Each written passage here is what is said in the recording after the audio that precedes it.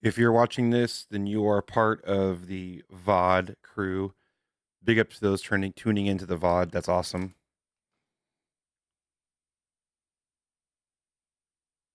I'll be ready to go in just a minute. There will be chapter markers, so feel free to advance forward to any moment in time. And make sure you look at all the other VODs as well.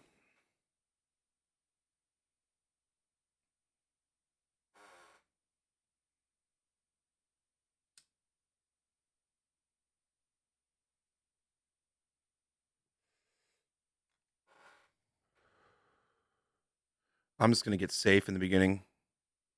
It's going to be a super low key stream. Let's change the background a little bit here. Let's do this one. Yeah, that's better. Festival. We in a festival style. All right, let me do some spamming.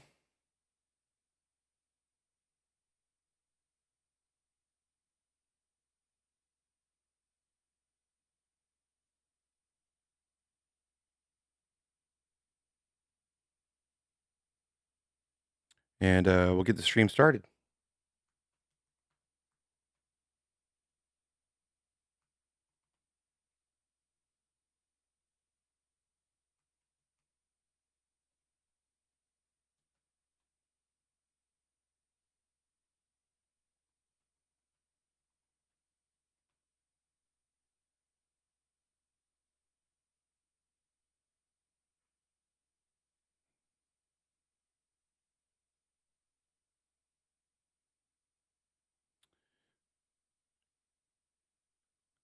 Got a few things I got to do here.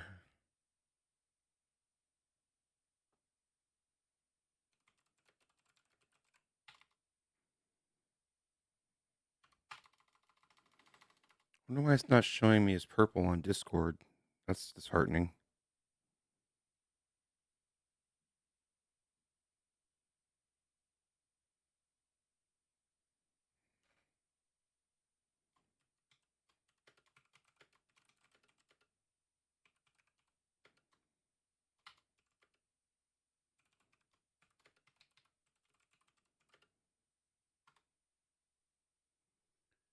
It's going to be pretty casual. I want to play some games today. I want to look at some videos. I want to watch this Inner City Life thing that was posted. I guess it's turned 35. Is that right? Or 30? I want to watch that. That should be pretty cool. And I've been playing this game called Stampede Racing. I want to look at that. Play some more of that. And you could obviously join in with that one. And then there's like 2 weeks of Discord stuff that we haven't gone over. So that'd be fun. We can go over a lot of that stuff too. Fader is in Thailand right now. And Corinne should be in a little bit though.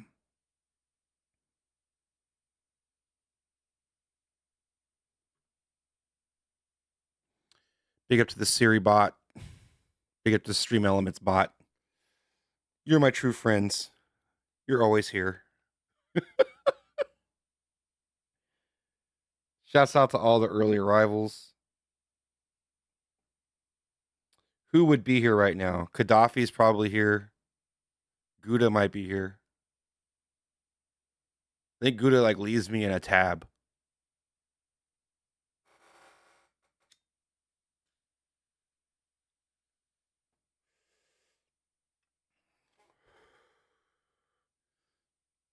We're starting a little earlier than usual. I might end a little bit earlier too.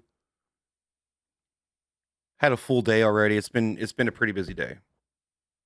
But there's plenty to talk about. So you could definitely get me gabbing for a little bit here. I'm excited that I am not DJing in a bar, as the title suggests. I spent a good portion of my life DJing on the Wednesday before Thanksgiving, and it's always a shit show. Big up to those traveling right now. Oh my god, can you imagine traveling right now or going to the grocery store? Ugh, ugh.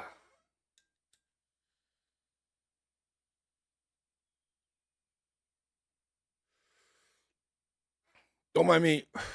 Still getting safe. I just walked through the door a second ago.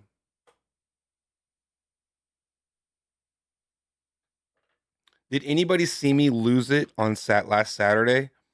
We'll probably watch a playback of that clip. No apologies. I was in a mood.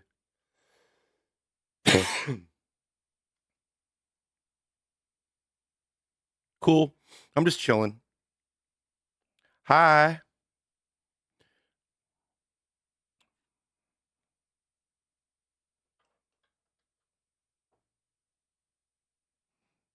I appreciate everything you do, Corinne, and all the time that you donate to Wednesdays. It's very appreciated and never expected. It's always a blessing to have you in the Zoom. Poppy T, what up? Happy Thanksgiving. Yeah, I'm probably gonna. I want to watch that Goldie thing that was posted on. Was it DJ Magazine YouTube? I want to watch that Goldie thing like soon, and I also want to watch a few other things, like me going off on Saturday.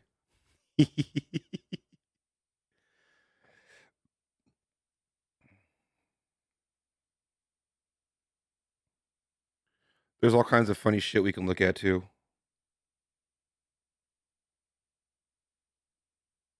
Made you cry? Oh wow!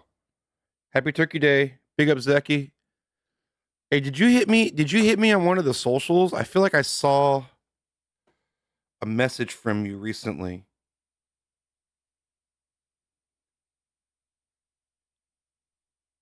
Yeah, you did. You hit me on Instagram. Oh, your SoundCloud is up. Dope. Let me follow your SoundCloud right now. Following. Wait, what happened?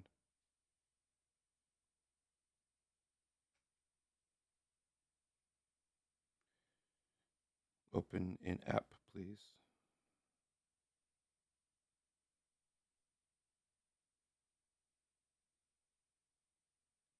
It's always weird when it tries to keep you from going to the actual app.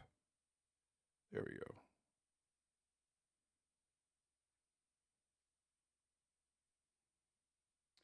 My Instagram inbox is like I have I have so many inboxes. I don't know about you, but I have at least a half a dozen inboxes that I check on the regular and probably twice as many that I don't. What?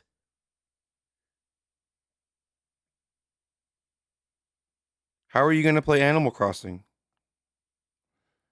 Of all the inboxes that I have, I think my Instagram inbox is of like the top 6 is like 6 of 6.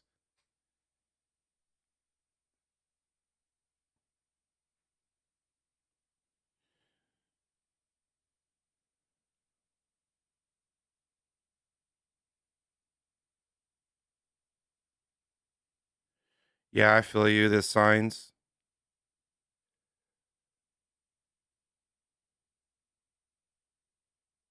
the the traffic getting back to the shop right now is going to be gnarly. If you can't live without it, we can arrange to grab it tomorrow. Or, obviously you'll be back on Friday.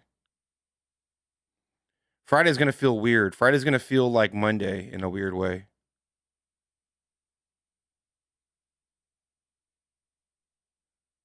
Okay. Yeah, if you want to figure it out tomorrow, there's going to be mad traffic tomorrow too. You know that, right?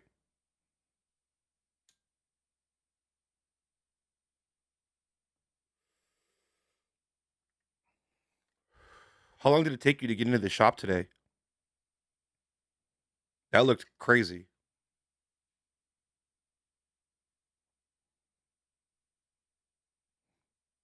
44 minutes. How long does it usually take?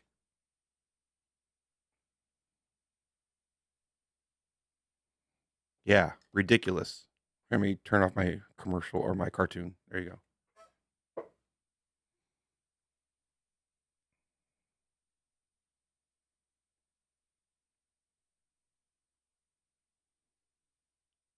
You guys want to I really want to watch this Goldie thing. It's been popping up in my algorithm. Like YouTube really wants me to see it. And I've been purposely not watching it because I wanted to watch it with y'all. Let me find it real quick. I can't believe I went away for the weekend.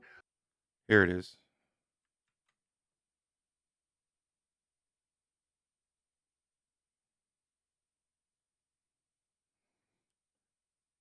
I guess it's like an anniversary of Inner City Life and Goldie Timeless and all that. I remember when I first heard Timeless, I was already like running down the drum and bass rabbit hole.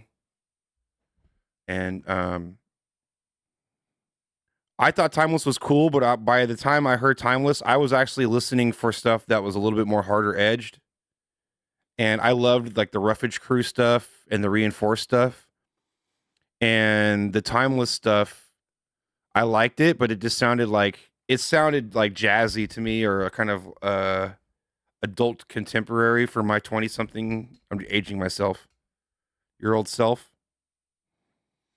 But in true to the name, Mama Ross, what up?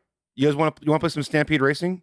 True to the name, it grew on me, and at 30 years, I think it is later, it's definitely a staple in like my favorites of the favorites. I want to watch that. Let's watch that.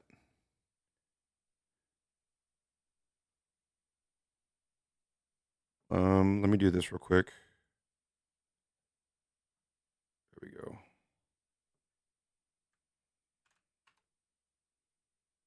This one. I can't believe I went away for the weekend. Yeah, this one. I want to watch this one.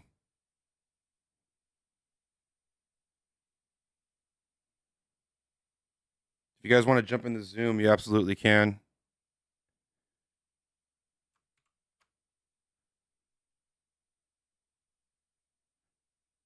You got show and tell after this? Dope. I'd like to hear what Goldie has to say about this, because I don't think great spot to stop it in, by the way. That's a shot right there.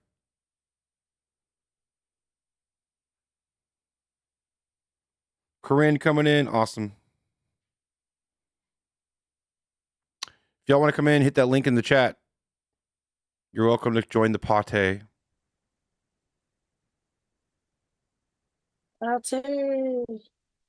Tight.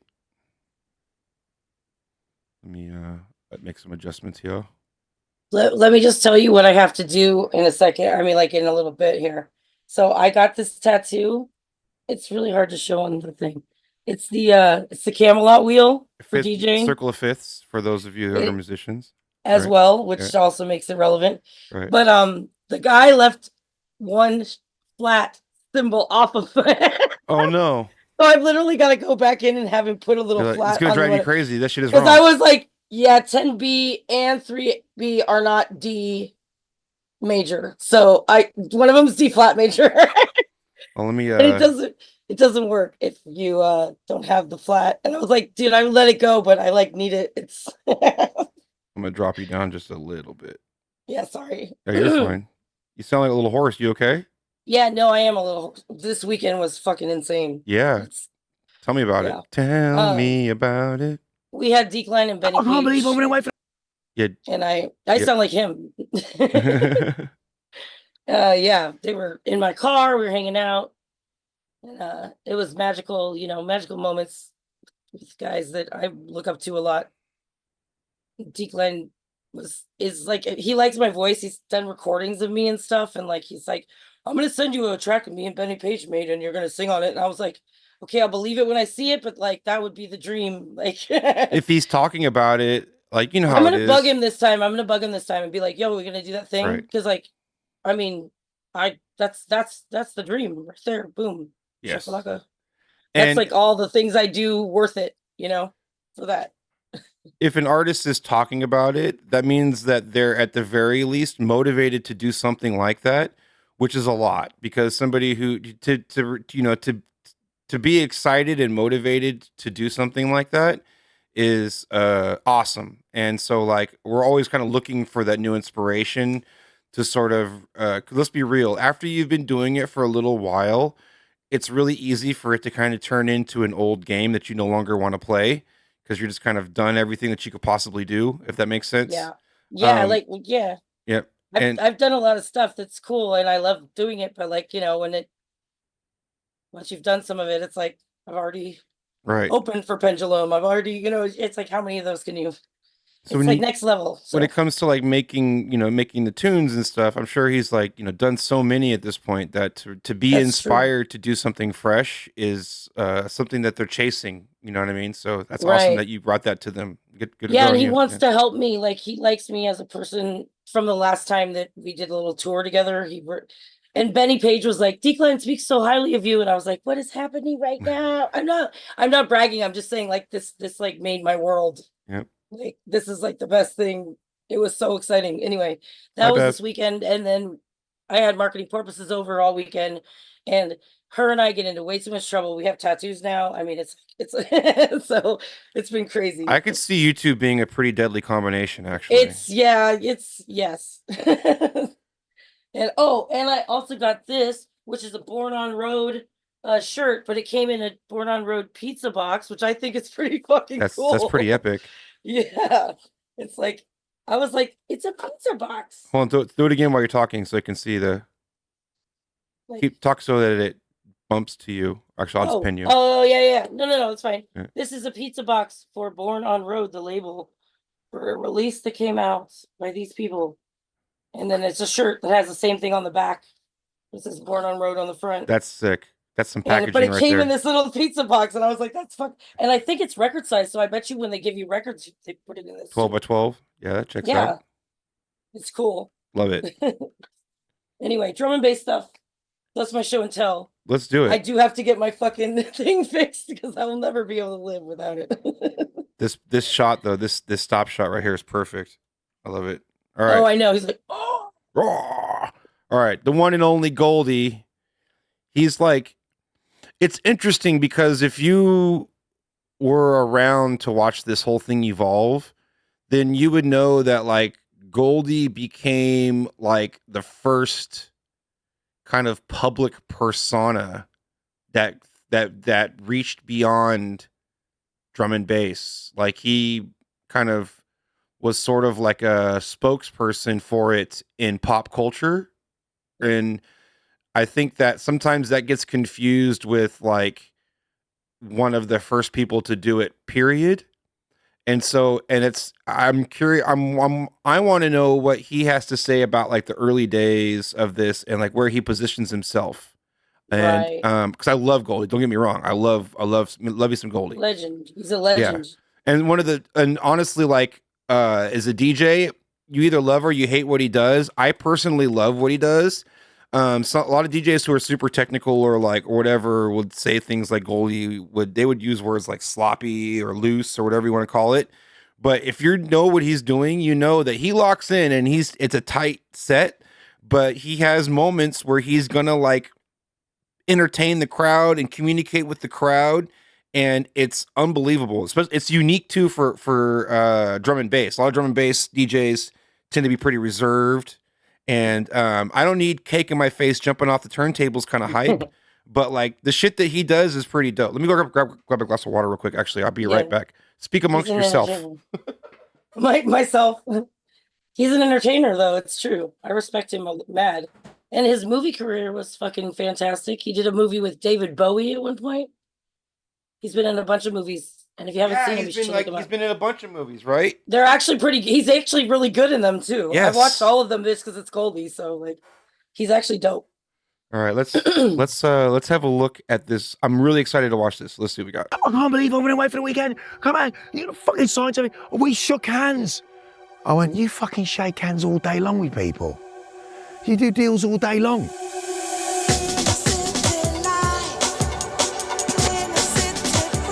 Jam. Hi, this is Goldie, and I'm. When it comes to drum and bass, it's like Shy FX, Original Nutta, Oh, you probably mean it's like Marky, the top 10? LK, Yeah. This is one of them. Inner City Life, like you know what I mean? Like it's the Out all night with John B. Maybe. yeah, Up All Night, yeah, exactly. Yeah. Like there's a couple of them, yeah. I hate to say this word because a lot of people will take it the wrong way, but there definitely is like a top 40 drum and bass. Like there's like yeah. you know what I mean? use that word all Rattling the my time. brain. And this stuff is like chart topping shit for me. And this is my definitive, my take, from my point of view, on the making of inner city life. God, how did Goldie get into hardcore and rave music? I blame Randall. I come No back shit. from America and there's just this music getting played. Man, hold on. I know I'm gonna be breaking this video up. Dude, really? Did he just give it up to Randall? God, how did Yeah. Goldie get into hardcore and rave music? I blame Randall. Fucking Randall, dude. That's incredible because that's coming all the way back.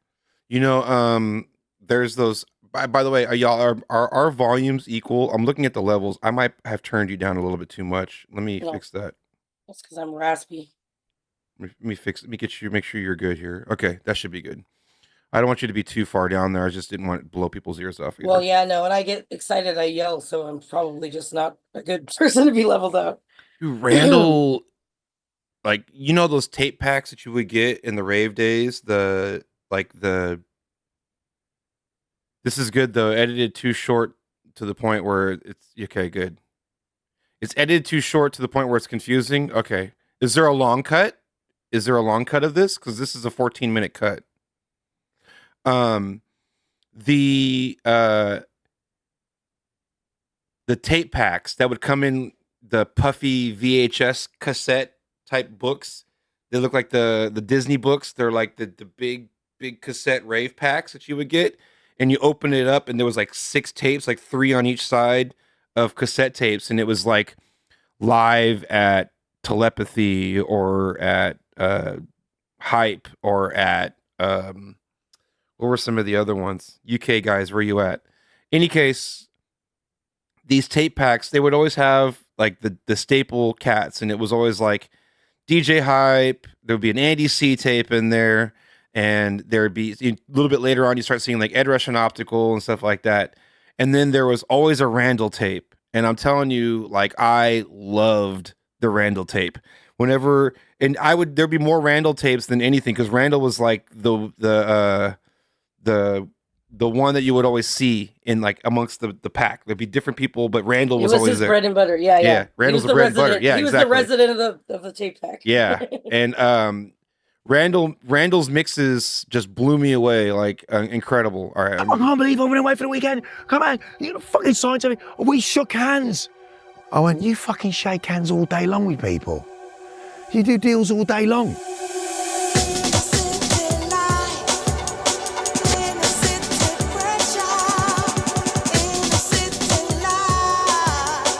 Hi, this is Goldie, and I'm rattling my brain, and this is my definitive, my take, from my point of view, on the making of inner city life.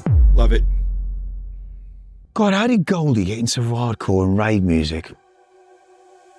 I blame Randall. I'd come back from America and there's just this music getting played. It was breakbeat, but it was harder. But it wasn't 4 to the floor. It's just this mad hybrid of tunes.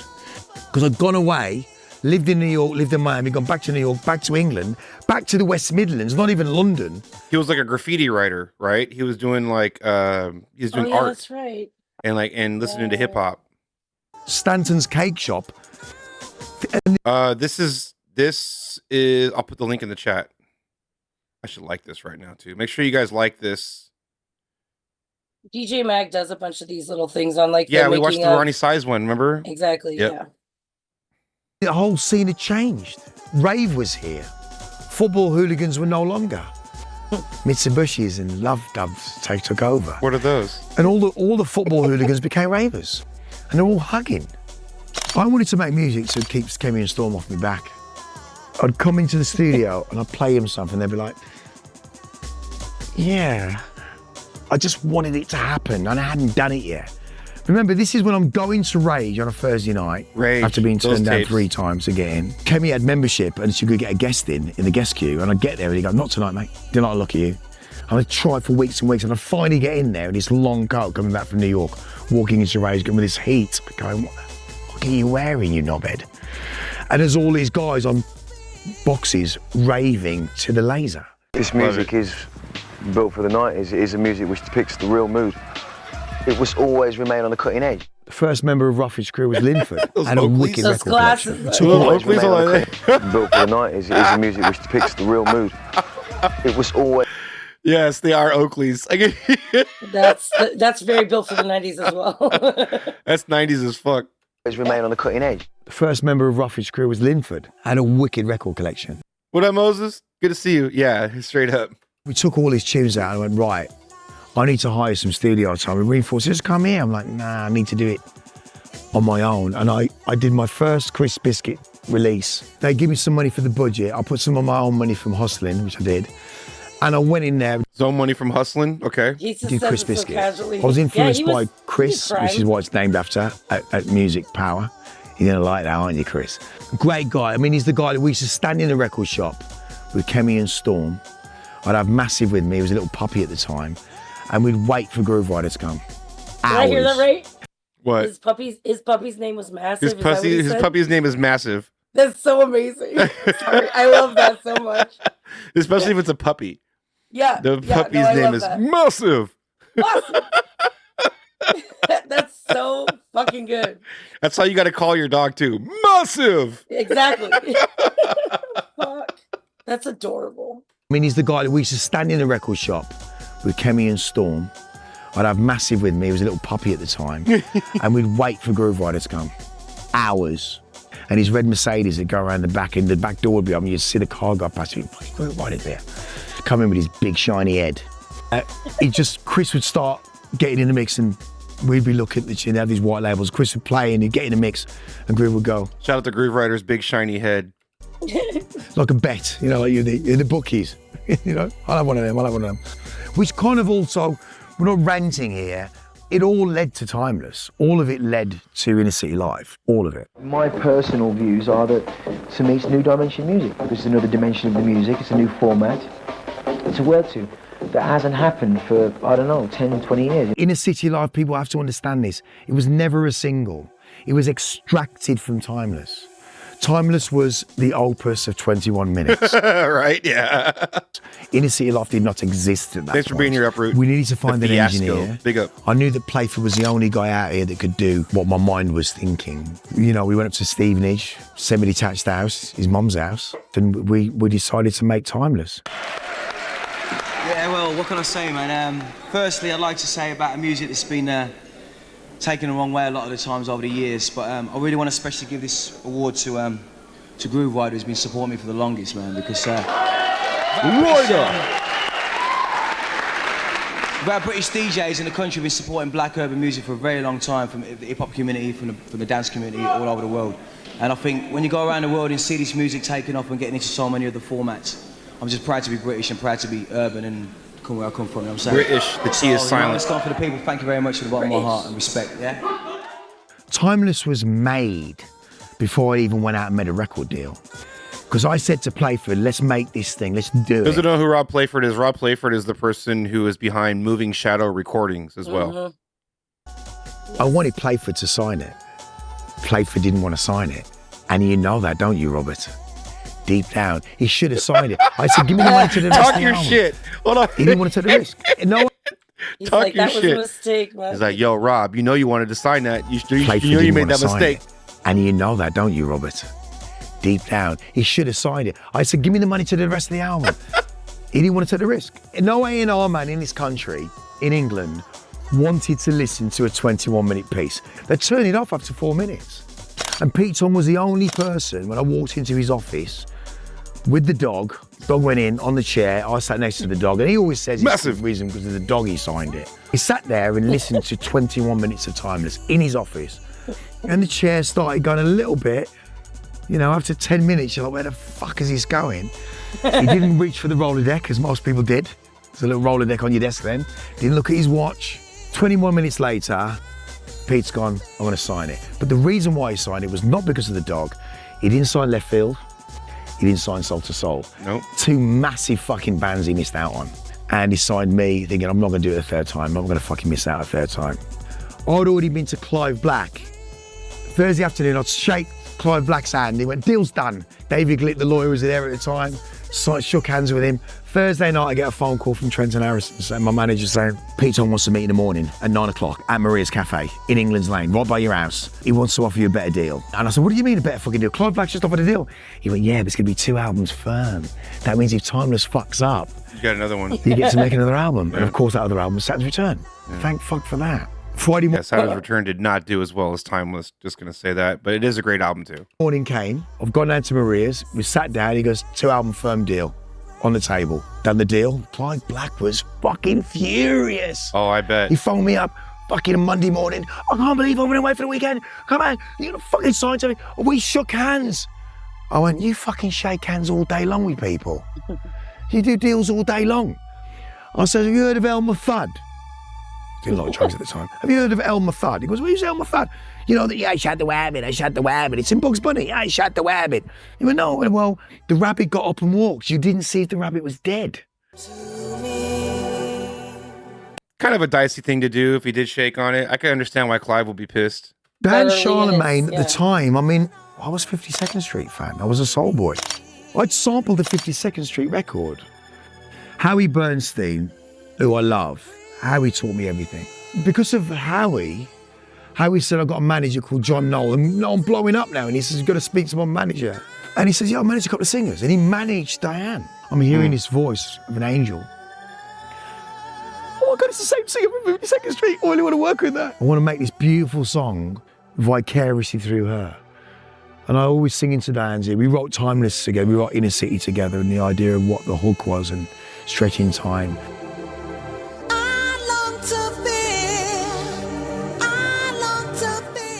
I wanted to do a City Life video.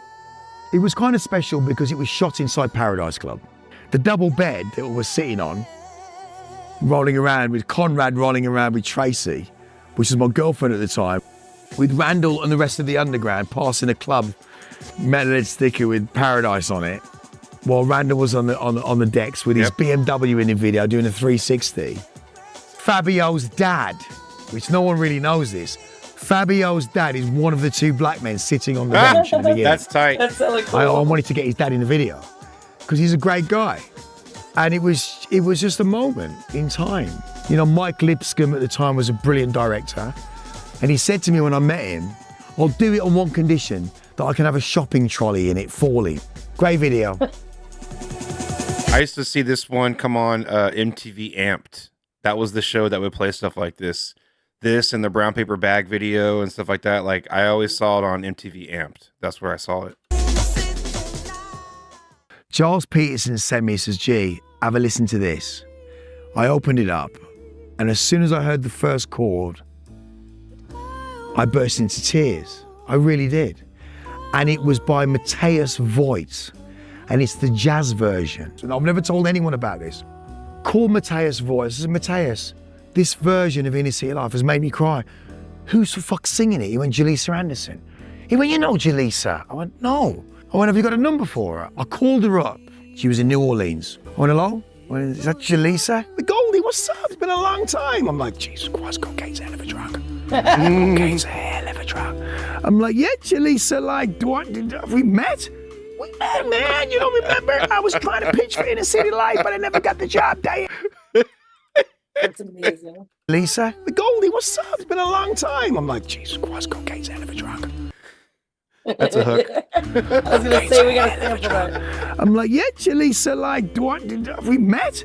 We met, man. You don't remember? I was trying to pitch for Inner City Life, but I never got the job. Diane beat me to it. Like, oh, I folded like a deck chair. She was always wanting to sing it. And I felt like I just missed out on it and I wanted to give it my all. And I did. Now, here's the thing. When Diane was dying, on the third day I went to see her, I took it to her on an iPad and she couldn't speak. But yeah, I played it to her. And yeah, we cried. And then I left the hospital. And the next day, I was on the way to the hospital to go and see her again. And her daughter called me and said she's gone. And that was that.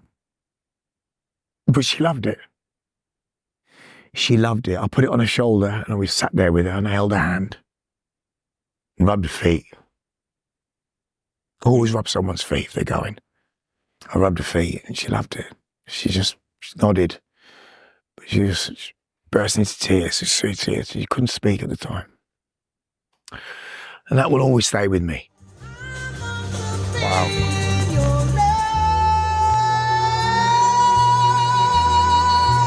Get it.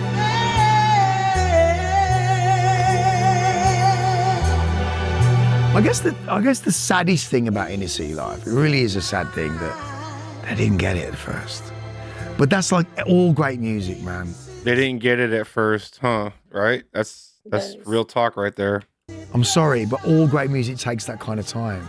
But, you know, I'll have my fucking flowers when I want them. You gotta remember this, before anyone did any album deals, before Ronnie Size did an album deal, before Adam F did an album deal, before Alex Reese did an album deal, before Lemon D, before Dillinger, all of them, Timeless was made and it was out. Yep. So as far as, let's get it fucking right, ladies and gentlemen, boys and girls, I respect you all. But let's just not fucking get above our stations a little bit. Timeless was seminal for everybody. It opened doors for everybody.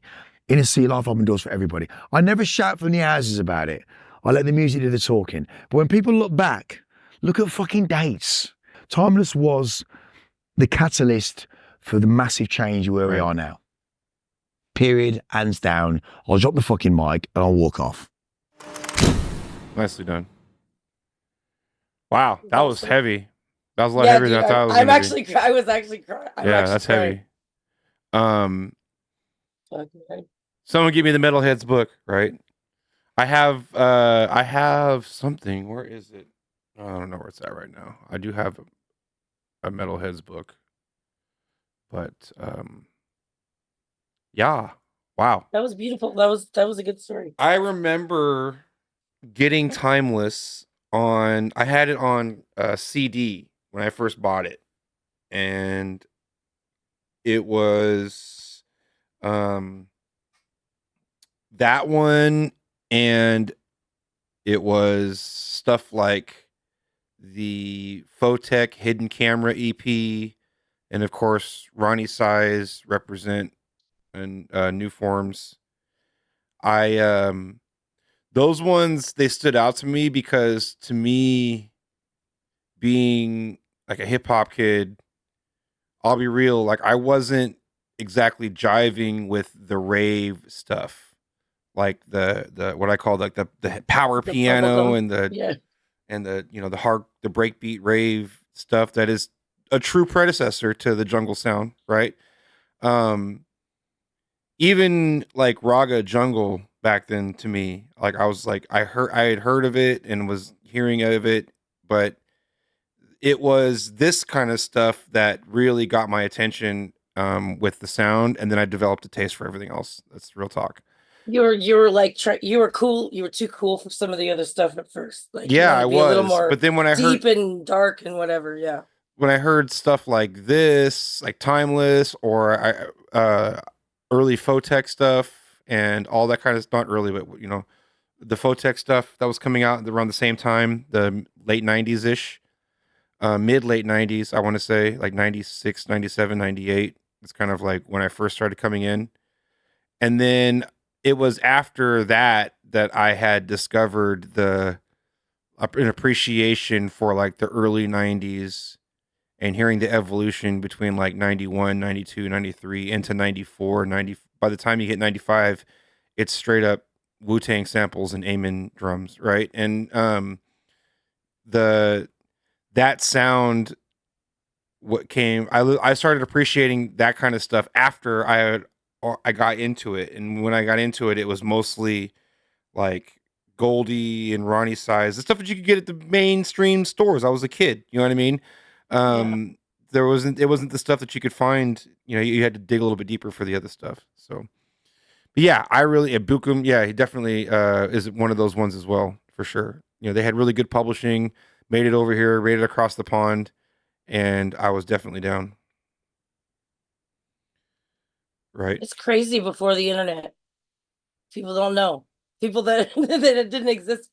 That weren't alive. Discovering music was a lot harder.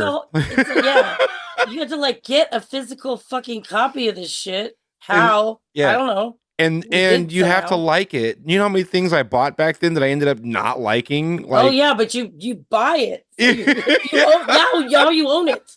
Yeah. So you gotta really fucking like it because it's a physical. Now you gotta figure out, well, man, okay, or how to sell it back to the warehouse to get something you do. What am I gonna do with this one? Yeah. Yeah, Diesel Boy. Moonshine. Speaking of Diesel Boy, Moonshine was one of the first people to start publishing jungle compilations and DJ mixes as far as stateside publishing goes. And so you could find those at like your Sam Goody and your Tower as well.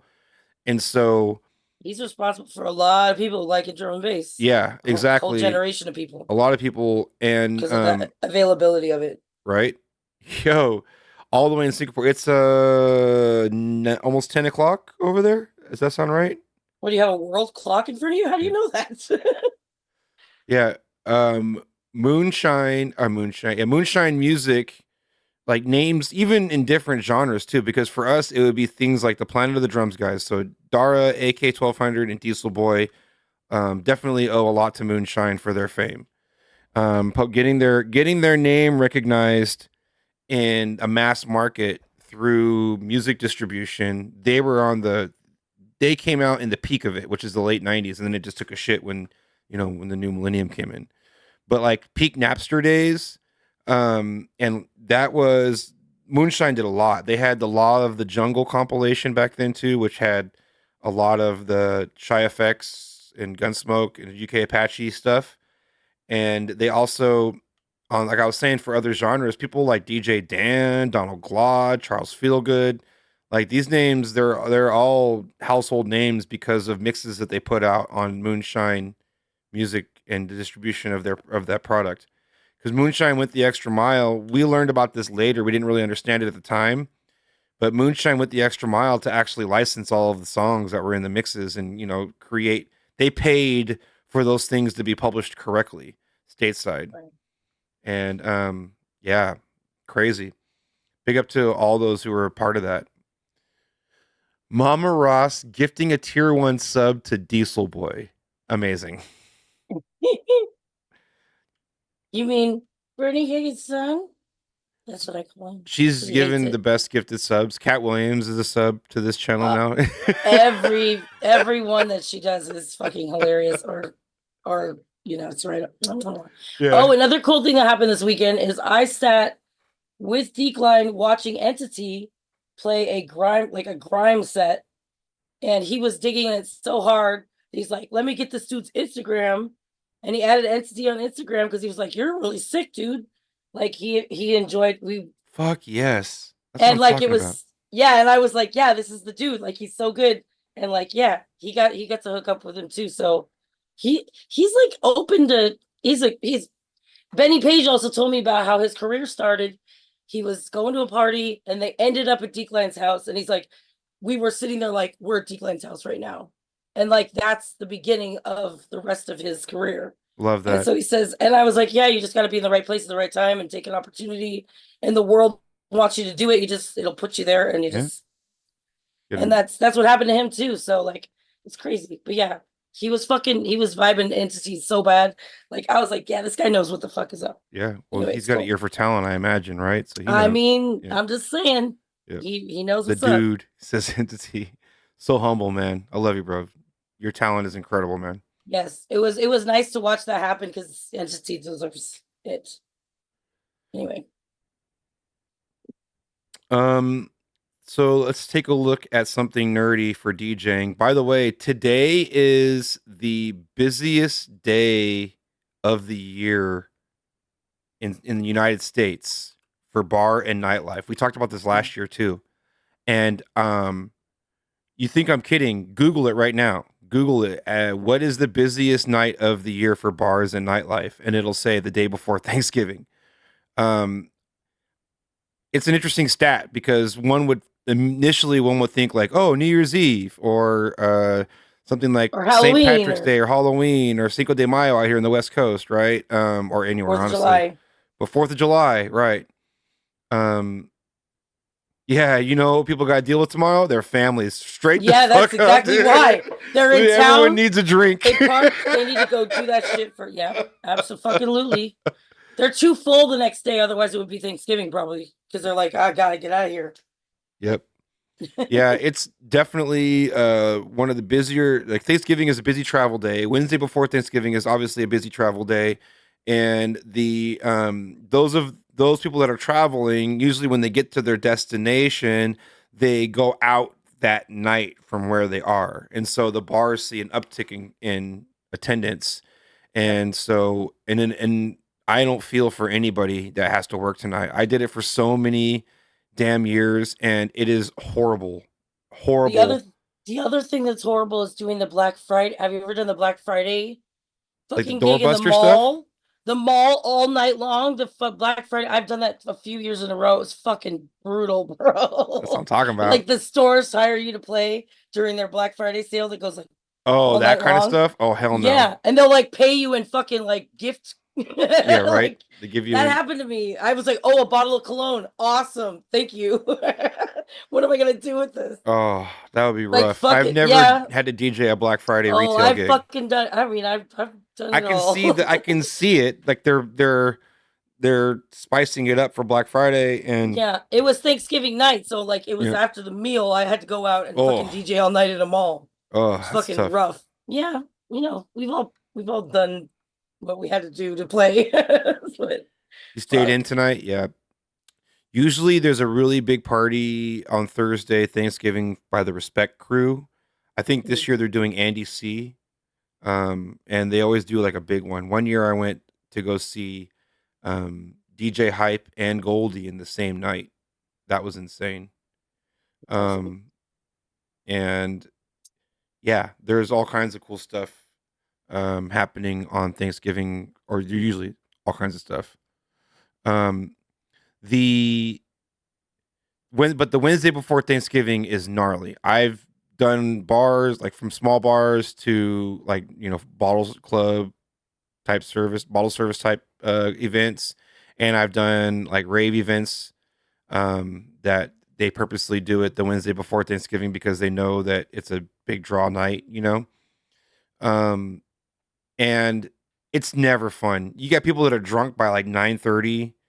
And they're not even people that go to clubs any other night. They're people that don't go out. That's rookie night, big time. So they're they're like, do I get to request blah blah blah? They don't even know the etiquette. The respect is not there. It's not there. No, it's not. And so I don't envy anybody who is DJing tonight, and most of my peers out there are. And so I'm glad that I'm happy for you if you are not DJing at a bar tonight. Yeah. This next one is going out to Spire. I don't know if he's watching or not, but this is definitely him. Maybe Catch 22 as well. It says, this is an action figure by Discogs. Or it says, my car may be a piece of shit, but you should see my median value of my record collection on Discogs. And it comes with the action figure, some VG++ records, and thoroughly enjoyed, but still plays through records. Amazing.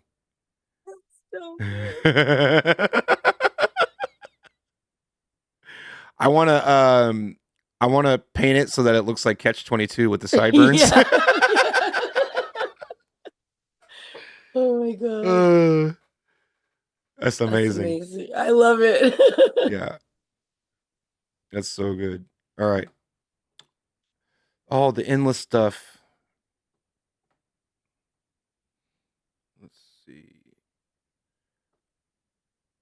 I've been streaming a lot less lately. It's a for real. It's kind of a tough time of year for shops like us. I mean, you know the origin of the word or of the Black Friday name, right? It's so I'll explain. It's like an accounting thing. Basically, if you're in the negative, you're in the red, and if your books are in the positive, they're in the black. That's a saying in accounting, right? And seasonally speaking, September, October, and November are really slow for retail when it comes to the amount of money that's made. And it's not uncommon for a lot of places to go into the red going into November. And the goal is to get back into the black after Thanksgiving. Right. And so Black Friday is usually a way of promoting like more, trying to sell more product. Commerce, yeah. Yep. And so right now we're feeling it at the shop. You know what I mean? It's definitely like that time of year where I'm ready for it to get busy again anytime now. Yeah, Like, yeah. and so I've been a little bit stressed, for real. And I've been streaming a little bit less. But you And did stream and you had a oh yeah, moment. oh yeah. Please That play that. I'm gonna have to go eventually, so let's talk I wanna about do it. that. Let's talk about it. Let me find it. I'm ready to fucking beat someone's fucking ass. I just haven't had any time, but I'm literally gonna go back in the VOD and find the moment and be like, who the fuck, what the So fuck? here's in the thing. chat. It's not anybody's fault. Okay. So what had happened? Let me set the tone. What had happened was I had a really rough day at the shop. Okay. I had a red day at the shop. Okay. And I was not in a good mood. I really didn't want to stream, but there's this like obligation feeling that we all get, especially because there's like a lineup involved. Yeah, There's a whole inside the right, especially. Yeah. yeah, there's a whole bunch of people that are counting on it in a lot of ways, right? And so it was one of those nights where I was kind of forcing it. I'll be real. And Yeah. OBS being OBS, like shit's broken, even though it worked 3 days earlier, right? Yep. And so I'm fixing things that aren't working. There's channel point redemptions that are off or that don't work. This is probably happening now, honestly. No, And and the fucking little guys are fucked up. yeah, not dancing and everything's all this like shit. all the moving parts are moving in the wrong direction. And Right. so I'm frantically trying to fix things while we're live. And the chat is like trying to redeem stuff that doesn't work. And they realize that it doesn't work. And they realize that I'm trying to fix it. And so in a control-y kind of way, because, you know, we're friends, everyone started kind of like giving me shit for things not working.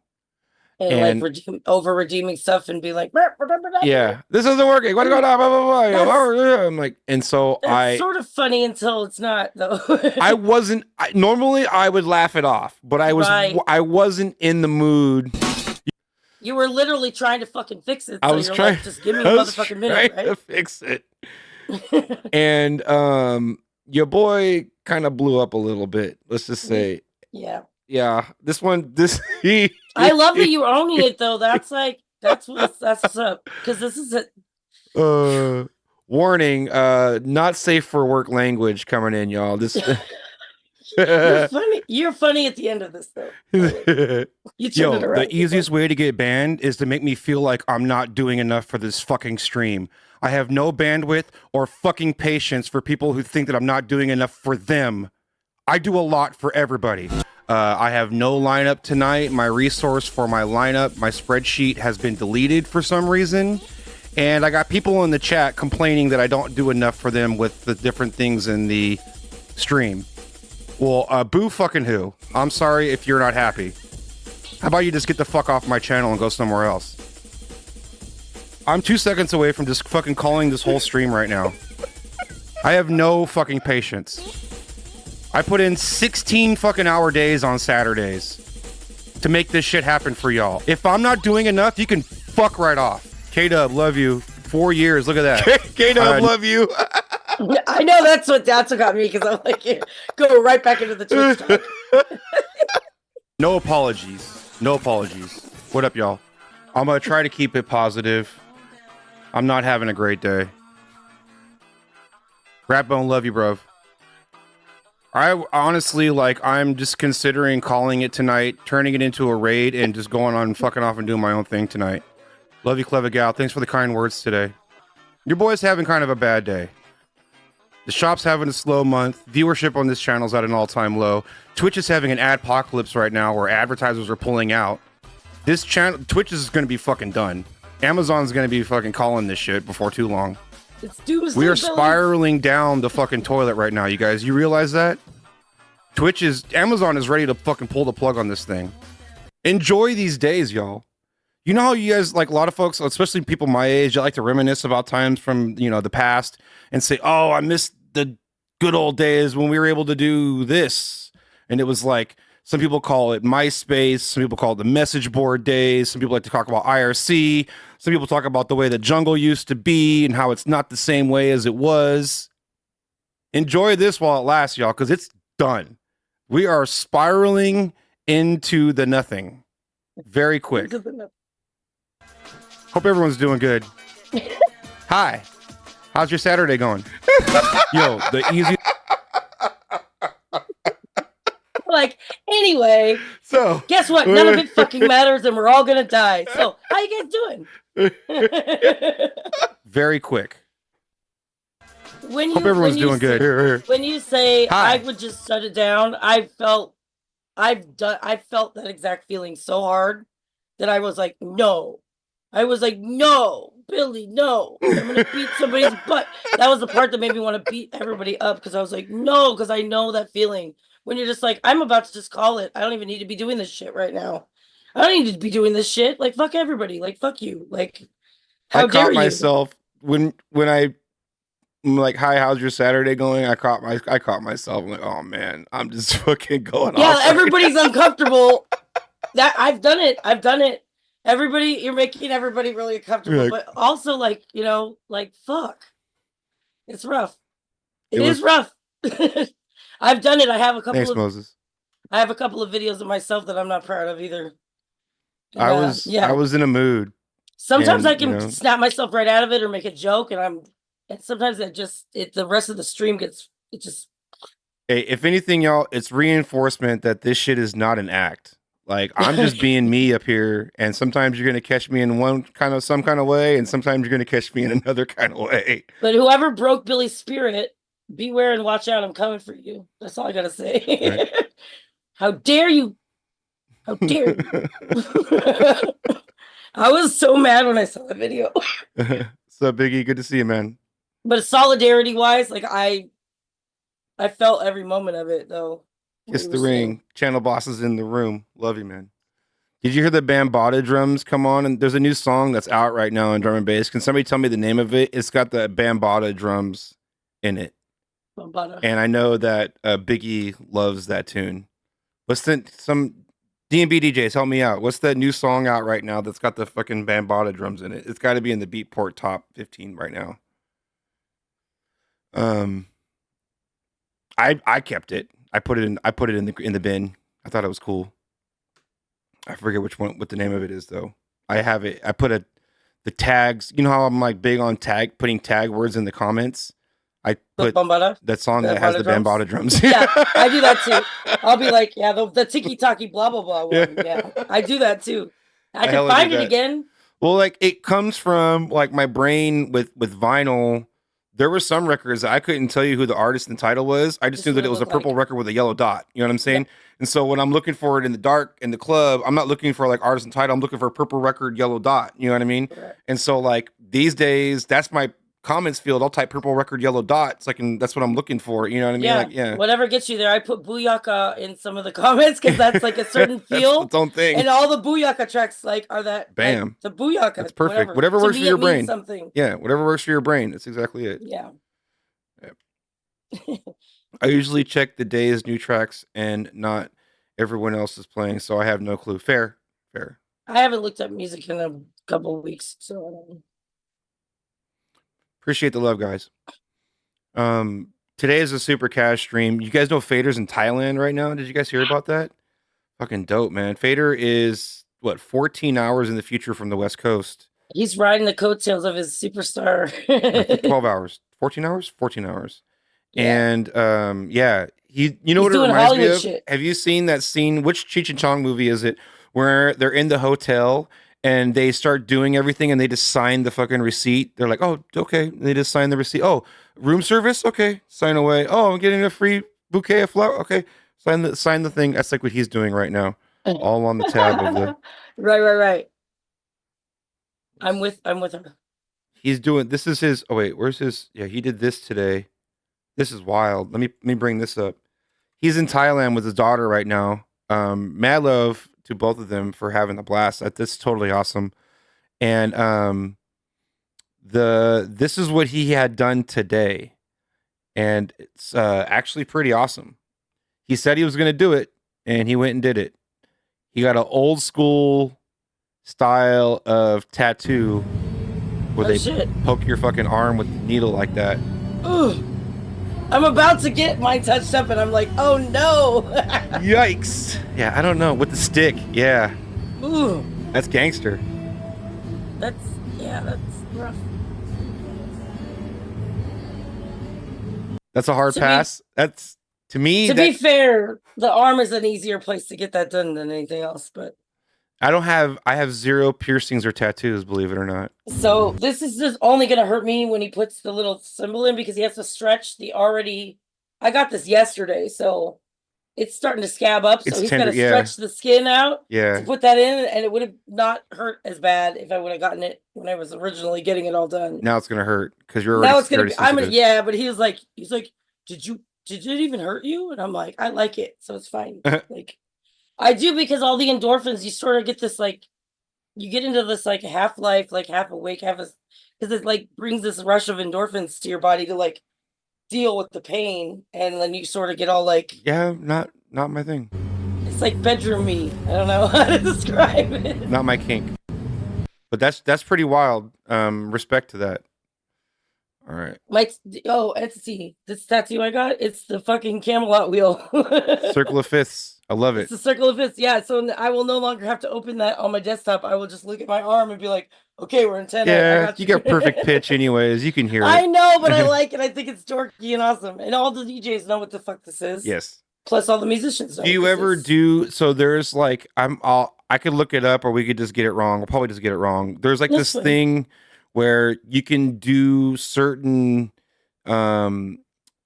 things on the Camelot wheel that are different than just the +1 -1 A/B switch. They're trying to teach the non-musically talented how to modulate, right? By using a color thing as well as the numbers, so that you can understand how you would get from to the 5 of 5 of something without knowing what the 5 of 5 is. You know? Right.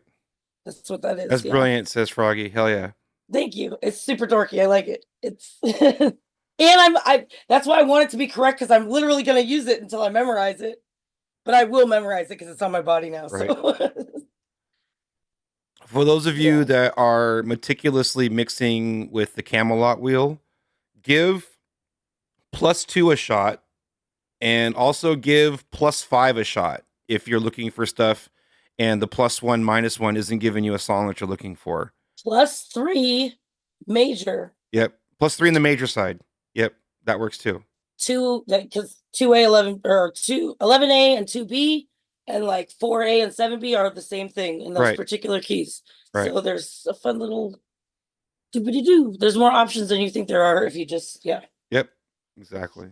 So also use your ears. Actually, use your ears, really, but whatever. You'll hear it if it sounds when you're like tagging ones with somebody, though. This is insanely useful. That's what I do every week with Duchess. That's why I'm always pulling it up. You can be like, helps.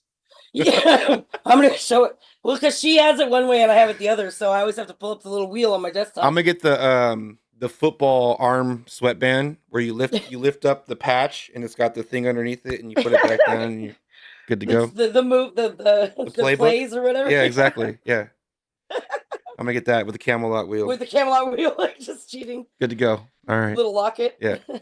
I'll even do like a ×2 divided by 2 key also. So you know what BPM am I? Okay, good. Okay.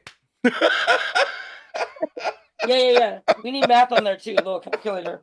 86 times 2. Yeah, exactly. Anything but 87. I'm like, math? And I go, I know this. Come on. Got it. Yeah. Yeah, people have it as their desktop background. That Cindy has it as her desktop background. That's why she got it too. She's like, now I won't have to look it up anymore. Can we watch your clip where you go off on somebody? Yeah, go ahead. Okay. Yeah.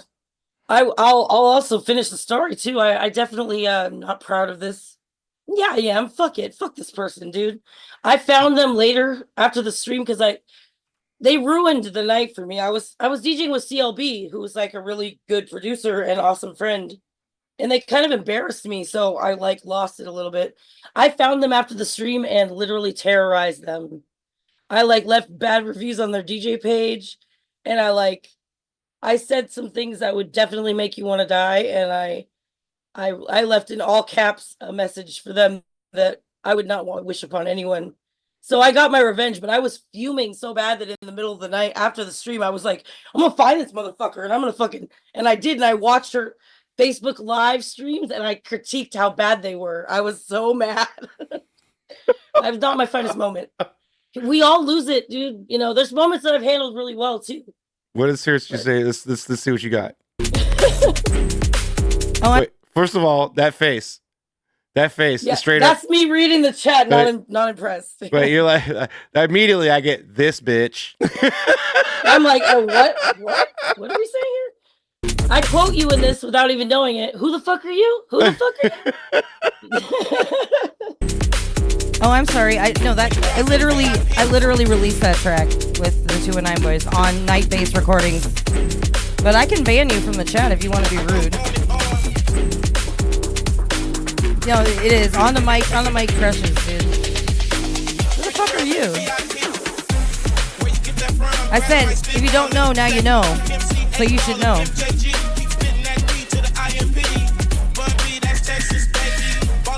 Thank you. Swing that hammer, girl. Oh, band hammer. Let's slap some bitches off my stream because they ain't playing for the team. And now you know what I mean. Peace. Bye, Felicia. Woo, woo, woo. Thank you, girl. See, that's why she's the best roommate ever. I love It's so funny about piss though. Get out of my head. A little space goes by and then I finish it. You can tell someone in my house is saying, calm down. And I was like, no, I'm not going to calm down. Grabs the Smirnoff. Let's go. Maybe we should blame it on the Smirnoff.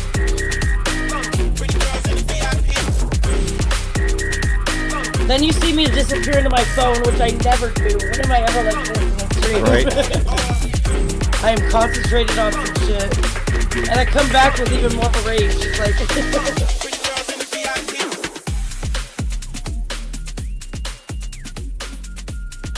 I sent this clip to Billy, by the way, in solidarity to show him I'm not for this moment, so I'm not proud of any of this. I've had some asshats in my chat before, let me tell you. I don't play. I'll fuck with them. It's kind of fun. I think my new favorite I'm move. I'm a fucking MC, so you can get the fuck out of here. That's what I do, and I do it for money, so you can suck my dick. I have a microphone, and you don't! I'm gonna talk over every fucking track. That's what I'm gonna do, since you don't like it. It's cool, man. I get hired to do this in front of thousands of people. 1,000 people, not thousands, but it's okay. All right, no, we'll let him play some music, though. But I really do want to MC now a lot. Sure you will. Because you suck. Yeah, and I was rapping on my own fucking track. That's the thing. It's not like I was MC. But I'm going to MC all over everything now. Look at poor CLB. He's so uncomfortable. Ooh, I'm heated. You better watch out. I'm going to play all my boss bitch shit. No, it's time. Wait, no, you know what? I'm angry. I like this. I'm going to go. No. I'm going to go with this feeling. But I can only really get vengeance with you through drum and bass music. So hang on just a minute. Oh, wait. I'm angry. I like this. I'm gonna get fucking trying. spicy. Let's do this shit, okay, please. And then I just say, 'Cause I fuck your got all breaks. the We're things playing drum and that will bass make now. you cry in my And he's like, all right. And I'm like, intro. oh, Oh, God. that's fucking Poor great. guy. Poor guy. I look young. This was only a couple of years ago. Amazing. Oh, Yeah, I've he had is- my share of asshats come through, and it's okay. My favorite move right now is to pull their profile. You know how you can like drill down in their profile in the chat and pops out in its own window? Yeah. I'll pop out their profile and I'll bring it onto the stream, Mhm. and then I'll hover my mouse over the ban button. Oh, then, and like like, show them as you Yeah, do it. and like circle around it. And be like, Little whoop, okay, whoop, good luck. Oh, whoop, it's and happening. then that's the last thing they see. That's good. I like that. I have an entire playlist of heckler things where I've handled people that were really fucking rude to me. Most of them happen on the talk show because when you're in that category, there's more people that like just come to like fuck around. Right. Especially if you're a girl, Sure. you know, they say sexual stuff and all this crap. Like, take off your It's shirt part of the and Twitch whatever. culture. Let's talk. Let's But be it real. happens more on that than it does Yeah. DJ category or whatever. But I By handled them well. I have them on Yeah. YouTube. They're great. I'm proud of them. I basically made them feel stupid, and I was like cool about it. And I was like proud of I was like, yeah, I did really good. But that was not one of those moments. I Yeah. remember that pissed me off. But I definitely terrorized that person the rest of the night, and I was pretty proud of. it. I'm not gonna lie. I was petty. And I don't care. It's okay. It's your channel. You can do what you want. We're Yeah, there it's my for it. channel. I wasn't even rapping the whole night. It was breaks, so I presumably did only that one song. This And is on. it's This like- was during a jungle cruise. I'm guessing, right? No, this was just a regular like off string, like off. Because that person was Kevin used to be his manager, so he was over. Are you trying to say On- the word pop up? Yeah, it was a pop up. Thank you. Yeah. That is the word I'm looking for. But yeah, so we're playing breaks and whatever we wanted, and this person in the stream was like, I know Keith McKenzie, because in the breaks community, well, you know, whatever. I know Keith McKenzie and I know CLB, and CLB's like, I don't know that person. And I was like, First of why all, are if they you're talking name that dropping, shit? immediately douche. Like, First of all, yes. And then second Yeah. of all, if the person on the stream who you claim to know doesn't fucking know you, like, what are you doing right now? yeah, yeah. Yeah, I was just like, that's why I said, who the fuck are you? Like, I was like, but it Hilarious. rubbed me the wrong way. It just really did. And I don't know. But it just happened to be on the track that I made. So I was like, I have to rap on it or there's no rap. It's literally my track. Like, I wasn't doing the like drum and bass karaoke thing I do. I was like doing my song. So I was like, get the fuck out of here. It used to make me nervous about people being super critical, or I guess like it's kind of lightweight negative. Mhm. And I think it was within the first year of doing this stuff that I realized that we can just do whatever we want, Yeah. and it makes no difference whether or not like it's produced in a tip-top shape, tight Right. fashion. In Like- fact, I think the looseness has its appeal, and I know that as a viewer more than a Absolutely. streamer. I like going to the loose, Where it's real and you could feel Yeah. like it's really happening in front of you. Yeah. right?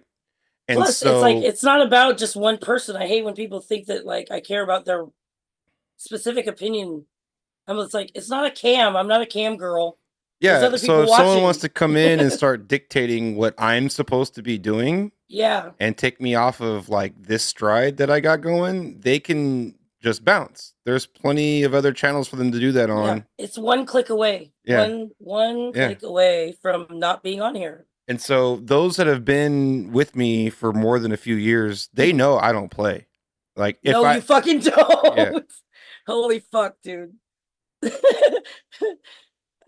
Yeah, I don't want to be on. Yeah, that's you do tell people what the fuck is up. There was that time we were watching the movie too. That happened, and I was like, because I wasn't watching the chat, and I was like, what the fuck just happened? Because you were like, nah, fuck you, man. I was like, Where do they go? Yeah. I was like, oh crap, What have they done? They didn't know. They didn't know. They didn't know. They don't know. We were having such a good time too, and we still continue to, despite that person. So it's okay. But yeah, sometimes it's hard to snap out of it.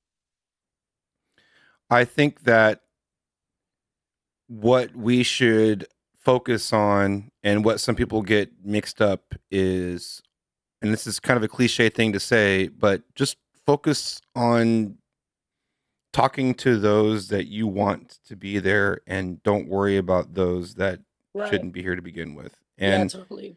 those that want to mess with this, they'll find it and they'll mess with it. Yeah. And that's all that you can hope for. And I could Hey, care less like if you know it's you're the most doing something if popular you thing have in the haters. world. Right. Like I really think that we've at least according to the analytics for anything that I'm creating, people my age tend to watch the stuff that I make. And so the people our age, I'll say, at some point we've learned what's valuable when it comes to friendships and when it comes to individuals, and having it being a part of the masses is usually not in the top of that priority. We don't care about being around a ton of people or being liked by a ton of people. We just want to be around good people. Well, we realize who we And- are, and if yeah. people don't like that, then fuck them. They can at just this point. they can just step. And so Yeah. I don't want to be around anybody who doesn't think I'm cool. I think I'm cool, so fuck Right. them. They don't And have it's good not taste. trying to be elitist. Like everybody's welcome. You just don't gotta go. You know what I mean? Like I don't understand why you don't just like slide on by. Right. Like if you don't have anything nice to say, don't say anything. if I'm not into it, I'll just bounce. I just leave. Yeah. Yeah. That's the best thing you can do to tell someone fuck you is not even care Yeah. to tell them how much they suck. I'm not gonna give it any more energy. Like yeah, I'm done. I'm yeah. on to something else. You bored me the fuck, like yeah, but haters want to hate. Yeah. Whatever. I definitely was mean to this person and I don't regret it, but that's just because they really they rubbed me got the you wrong in way kind that of a night. certain kind of mood, right? You don't want to fuck with me. I don't lose it very often, but when I do, it's not good. I'm just good with word. I'm good with words, and it's not good for them. I just want to say that I'm a very fucking nice person all the way to the end, and then I'm not. But yeah. Do you have any Thanksgiving plans? Yes, I'm No. going over to my stepmommy's house with the rest of my family, extended family. Cool. And we have a saran wrap ball. And I heard there's a lot of money in it this year. Okay. So I'm gonna be like playing to fucking win. You unravel the ball like Explain to me the study, saran wrap okay. ball game. This It's is not a very family Martha tradition Stewart. for me. So my stepmom wraps like money and lottery tickets and candy and stuff in saran wrap, and she layers it like saran wrap This is some layers over the stuff. Okay. Then there's like press and seal, and then there's more saran wrap until it's a giant ball, and then we pull it out with dice, and one person on this side of you rolls the dice until they get doubles, and you're allowed to unwrap it until they roll doubles, and then you have to pass it on to the next person. So it's like a hot potato situation, and whatever you unravel and get out of it is yours. So But you can't tear it, so you're like trying to find the seam, and you're like, it's really hard to unravel saran wrap that's all wrapped if you around tear it, itself. then you're You're done. just not supposed to. They just say, you don't don't tear tear it. So you got to be really careful. You so can't it's- just like yeah, dig into it and grab with the or stuff without that's oven cheating. mitts. Good question. Yeah, exactly right. It's hard, but like I'm broke, really broke. So like my family's gonna find out how much I want to play with saran wrap because I heard there's a hell of money in it. So I'm gonna be playing like my life depends on it this year. You're just gonna tuck the ball and fucking run out I'll the be door. I'll bite the fucking thing. Yeah, exactly. I'll be like, see you guys never. Stiff arm your way out the Worth it. Seriously. She's taking loaded dice. It's all doubles all day, right? Yeah, this year it's greased. Oh my god. Yeah. She puts the press and seal in between just to make it harder, and it's fucked. Oh, so you can't find the seam. No, any of them. Okay. So you're like, once you get it, you're like throwing it to try to get it to unravel because it's hard to like. I can't even cut saran wrap straight when I pull it out of the thing. And I had never this. I'm sure it's something she saw in like a Martha Stewart like This activities is with some the family Pinterest or shit. whatever. Yeah, I don't even know But what the we hell get this is. down on it like, and it's a serious event in my house or my stepmom's house. We also do It's bingo. Caucasian, says Oh, Froggy. it's the caucasity of it. The caucasity. The tattoo artist said that to me, and I was like, I'm stealing that motherfucker. The caucasity. The Caucas. It's Why white people stuff. people? Oh my god, yes. This is Is Honkiesville. MF Mama in here? What up, MF Mama? Hey, good to see you in the Zoom My from the baby. party. My That was dope. baby. They were at the party over the Yeah. weekend, and they jumped into the Zoom room for a second. And it's funny because when I still encourage it, like please do on location in the Zoom. But it's funny because when it happens, they can't hear anything we're fucking saying. Nope. And Yeah, so, I've done it a couple times. I'd be right. like, well, sorry, assholes, we're here. Yeah. And so like we could be like in the middle of telling a story. It doesn't matter. It doesn't All of a sudden, matter it's that Partiesville. you come in, what up? Interrupt everything rudely, and we're like, hey, we're at the thing, but we're thinking of you. And you're like, okay, great. So we'll just stop what we're doing for right now. We're gonna acknowledge this. Yeah. The world revolves around you for a moment. I know. I've done it, so I know. And I've been like, this is fucked up. It's fine. It's fine. But I'm it's just like, saying that is definitely what's happening. Yeah. I can tell. I know that. We're just like, okay, here you are. Yeah. There's been some good ones though. I think my all-time favorite still to this date, the top two are both owned by Tic Tac. One of them was when he was in some Midwest town, like he was in like Milwaukee or some, I don't know, like where is Milwaukee? I don't even know where that is. He was somewhere that I don't even know where he was, and he's at a bar, and he took a giant double shot of absinthe. Like you're not supposed to do that. And he ends up like just like wandering off, hallucinating. yeah, and he's like does. he's just walking to the streets of this town that he's like never been in, and we're And you're like supposed to witness his murder. Is what's going on. He just wants you there for like for forensics. was the it New alibi. Orleans? It was somewhere like where he's never been before, yeah. And it was pretty great, and he ended up in his hotel room, and then he came back to the Zoom. He's like, and it was like one of those kind of things where like he wasn't really listening to us. He was like, I'm all good, guys. Made it to my room. Nobody asked you. That's awesome. Oh, I love him so much. He's great. He's a treasure. He's a treasure. Another time with him, and this is real deal. It was down the street from his house. There was a legit sideshow going on. Oh yeah. Okay. You remember that one? And there was like they were doing the donuts, and everyone Yep. was getting way too close to the cars.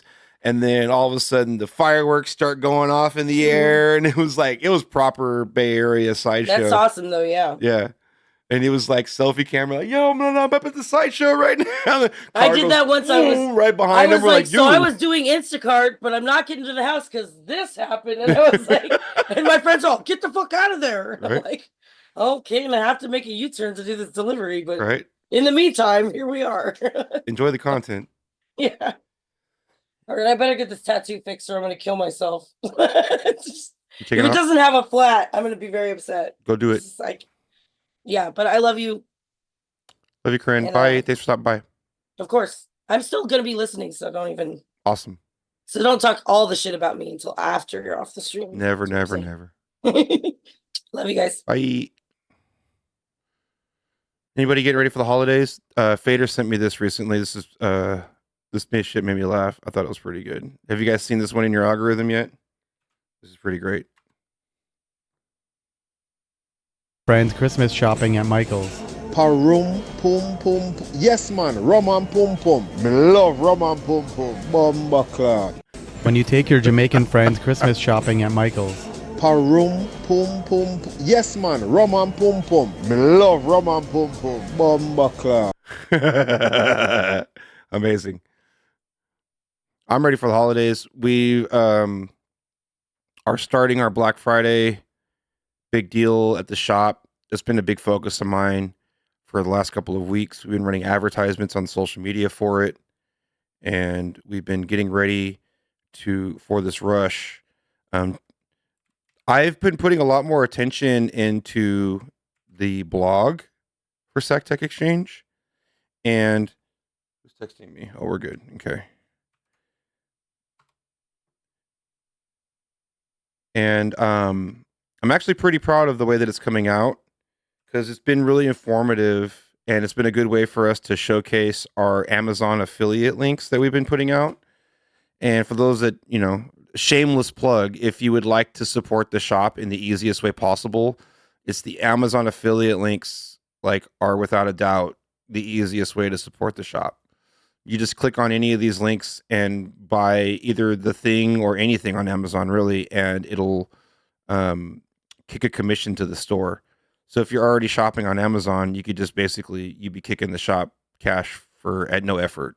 Kind of like the Prime sub thing on Twitch, right? Amazon just be kicking free shit like that. And so I've been doing a couple of posts on the blog. And so for those of you that are looking for the top Black Friday deals in tech, I kind of wanted to go over a couple of them on the show to sort of save you some time. And the biggest deal for me, I spent, let me qualify myself real quick. I spent hours going through Black Friday deals on Amazon to curate this kind of stuff. It wasn't just the stuff that was the top of the list. I went through and was looking at different deals and looking at different things and comparing it to actual prices, because sometimes these sale prices are sort of basing their original price on a price that was never the original price. And so I have receipts for a lot of these items that I've purchased before and can compare the prices to what they are now. And there's actually some pretty good deals. The biggest deals, if you're looking, is if you're looking for storage. Right now is a great time for storage. And especially if you're looking at any kind of an SSD solution, like an M.2 drive. These drives, NVMe M.2 drives, are way cheap right now. And so is definitely a good time for that. The ones that I like right now, I did a good, better, and best. And so the good one is these Crucial P3 Pluses. And the 4 terabyte drive is currently going for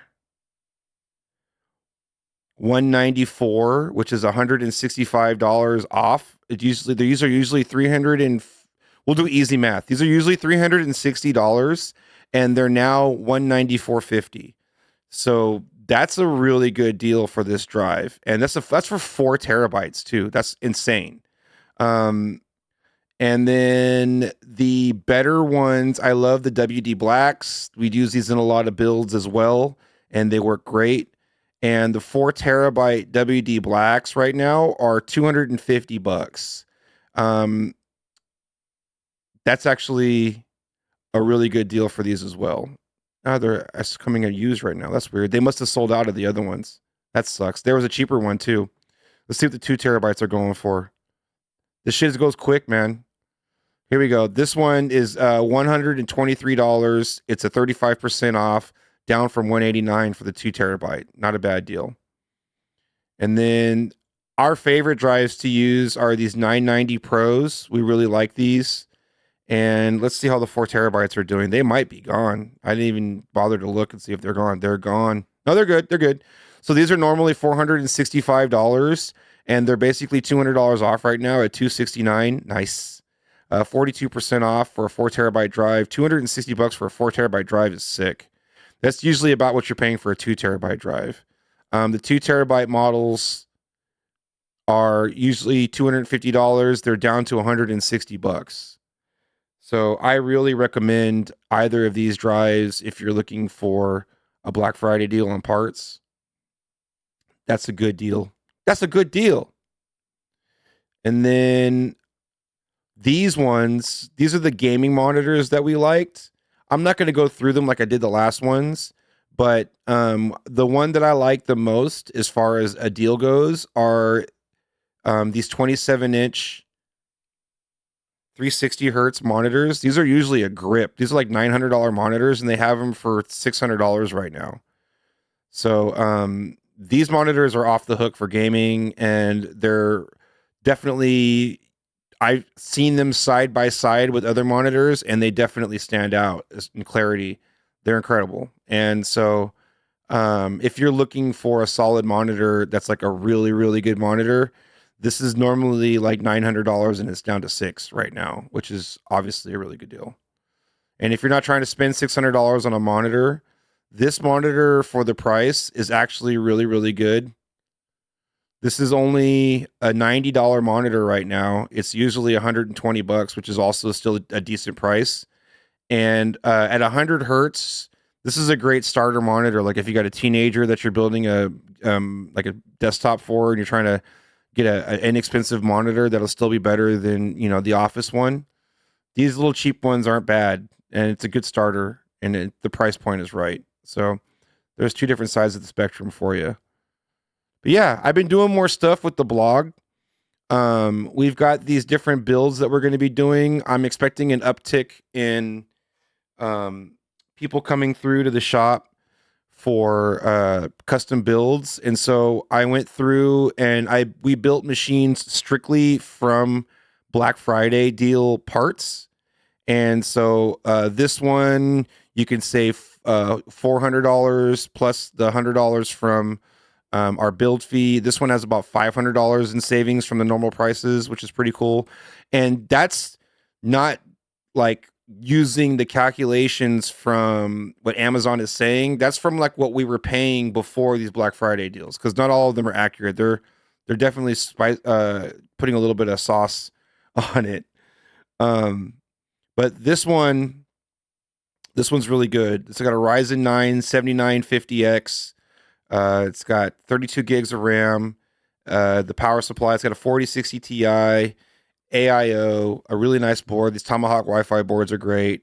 The 990 Evo Plus 1 terabyte, and then this Corsair RGB case. We're doing this one for $2314.99 full build with the 1-year hardware warranty and all the manufacturer warranties, and 1 complimentary cleaning in the first year as well. And this would be like a good entry level. And then we also have this one right here. Where's it at? 32 gigs of RAM is actually enough for a lot of stuff, but I know what you're saying, Roku. We have builds with like 128 gigs of RAM, like this one right here. We have builds with 128 gigs of RAM, and some folks, they want it, but that's really rare. Usually 32 is pretty good. 16 can get you by with a lot of stuff on a starter build, and 32 is pretty good for intermediate builds, 32 to 64. And then, yeah, you can go up to 128. But we do have the monsters as well. So if you're looking for a monster, we can do that. And then, so we're doing like starter builds for those that are like trying to be more cost effective. And then we have the advanced, premium, elite, and then the legendary. And the price points kind of go around. The starter build is at $1,467. And then it goes up to $1,700. Then there's a $2,600, a $3,500, and then a $7,000 build. And that's if you want to go ham. And obviously, we can go even bigger than that. Awesome, dude. I'm glad it's working out great. That's dope. You do have a monster-ass fucking computer. Yeah, I've been enjoying doing these blog posts, and the Amazon affiliate links are working. So big up to those that have been going to the blog or clicking the Amazon affiliate links. It helps the shop a lot. And, you're already buying the stuff, so you might as well just show some love. Hell yeah. All right, enough spam. Let's look at some fun. Let me find it here.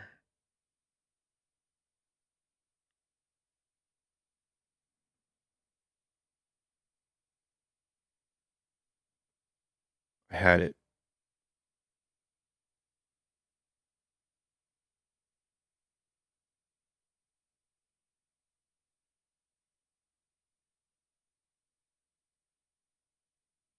This one. This is sick. Entity posted this in the Discord, and we all looked at it at the shop and we're like, hell yeah, this is tight. We would never do it.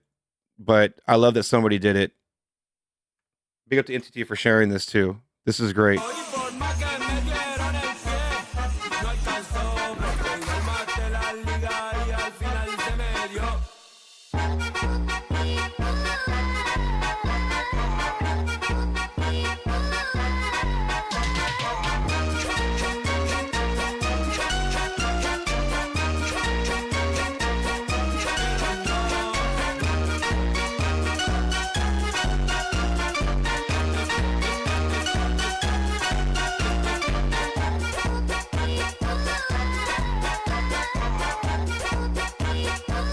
I love that glass.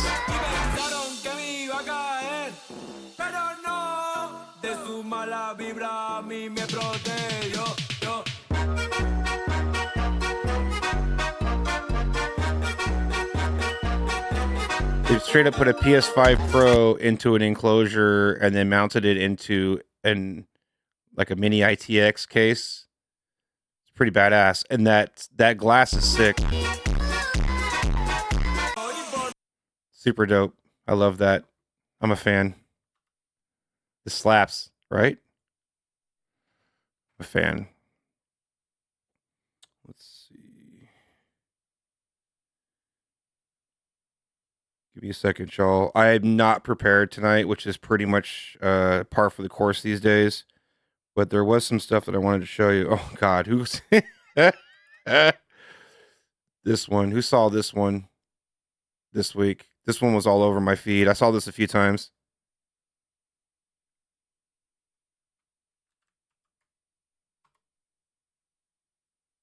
She could, and she went all in. I just shit myself. So can you not get my ass? Thank you. Sorry. Told as hard as she could, and she went all in. I just shit myself. So can you not get my ass? Thank you. Sorry.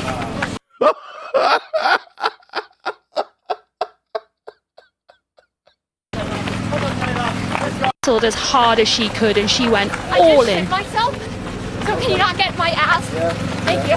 I just solid pro, totally pro. Love it. All right. There was this one thing. Where did it go? Oh, this is no. We're not gonna do this right now. I don't want to do all reaction content, but there is some pretty funny stuff that we've been sharing in the Discord. Let me find what I really wanted to watch though. Let's just get cut right to it. Let's see, where's it at?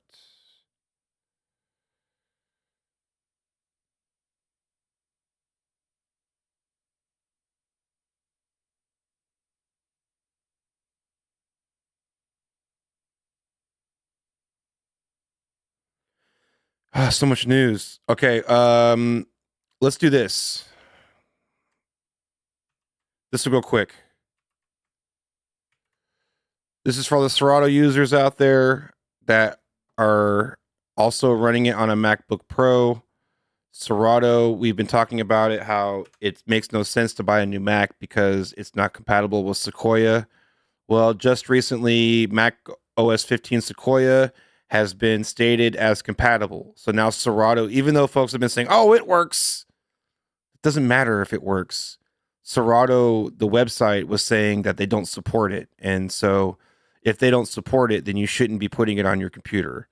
And now just recently, macOS Sequoia has been approved, and Serato is now stating compatibility for Serato DJ Pro, Serato DJ Lite, Serato Studio, and Serato Sample. And that's DJ Pro 3.2.3, along with Serato DJ Lite 3.2.3, and then Serato Studio 2.3.0, and Serato Sample 2.0. So that's dope. You shit yourself yesterday? Amazing. And while we're on the topic, this recently was announced as well.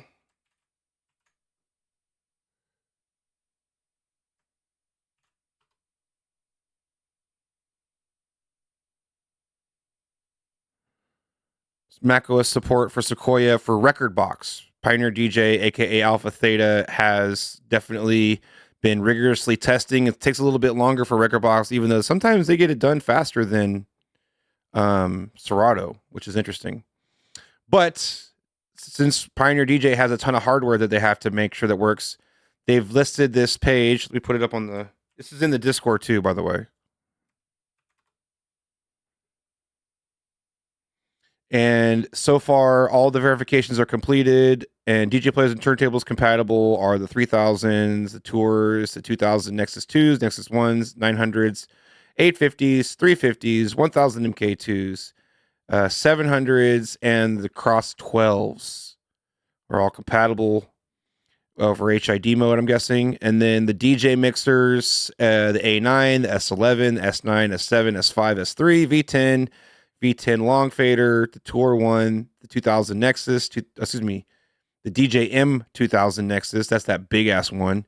The 900 Nexus 2, 900 Nexus 1, SRT, the 850, 750 MK2, 750, 450, and the 250 MK2, all verified, and they work. Basically, everything works. Let's just put it that way. The AZ, the Omnis Duo, the Opus Quad, the XZ, the RX3, RX2. Notice the SX not listed. Oh, those are all in one systems. Excuse me. Let's go back down here. I stand corrected. There it all is. SX2. I don't see the SX1 though. So the SX2, SX3. So they don't. The SX1 is not compatible. But the Groove 6, the Rev 7, Rev 5, Rev 1, Flex 10, FLX 6, FLX 6 GT, which was just the same as the FLX 6, but with racing stripes. The Flex 4, the Flex 2, which I haven't got my hands on yet. I want to check out a Flex 2. The DDJ 1000, the SRT, the 800, the 400, the 200, the RZX, and so forth. You can read it as well. Notice the XP1 is not listed. Only the XP2 is listed. I'm bummed about that. They just bumped the XP1 like right off the map. DJ Effectors. Amazing. That's what those are called? Okay. Remix 1000, the 500, the DJ S1000. Got it. All the Torres stuff. Got it. Rekordbox 7 is now compatible. Perfect. That's what we're looking for. The RBDMX1 and the Interface 2 as well. Those are good. Okay.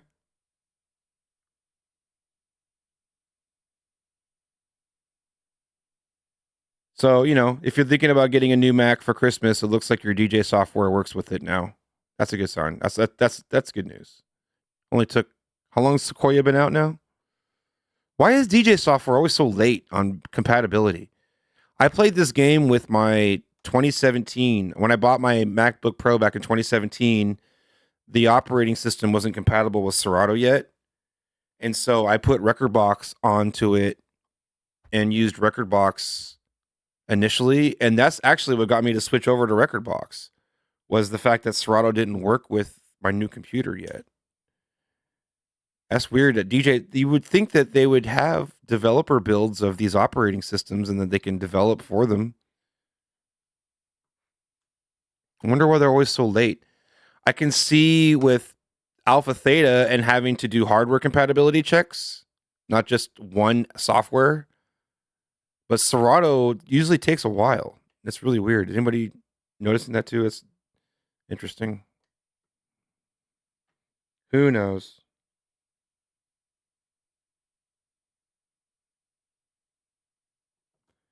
Maybe. Yeah, like they they're waiting for the computers that actually ship with the OS as it being like a thing. You think that's part of the issue or a part of the waiting game? They don't see it as a high in demand thing until the laptops that are shipping have that OS on it. That could be it. Oh, I wanted to watch some nerdy shit. Hold on a second, y'all. Let me find it real quick.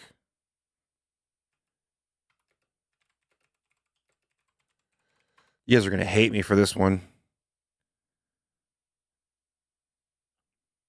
Oh yeah, this is gonna be like, I saw this in my news feed and I wanted to watch it, and I'm curious about this because you know me, I love these all kinds of new tech, and this M4 base model Mac Mini for $600 is bugging me out.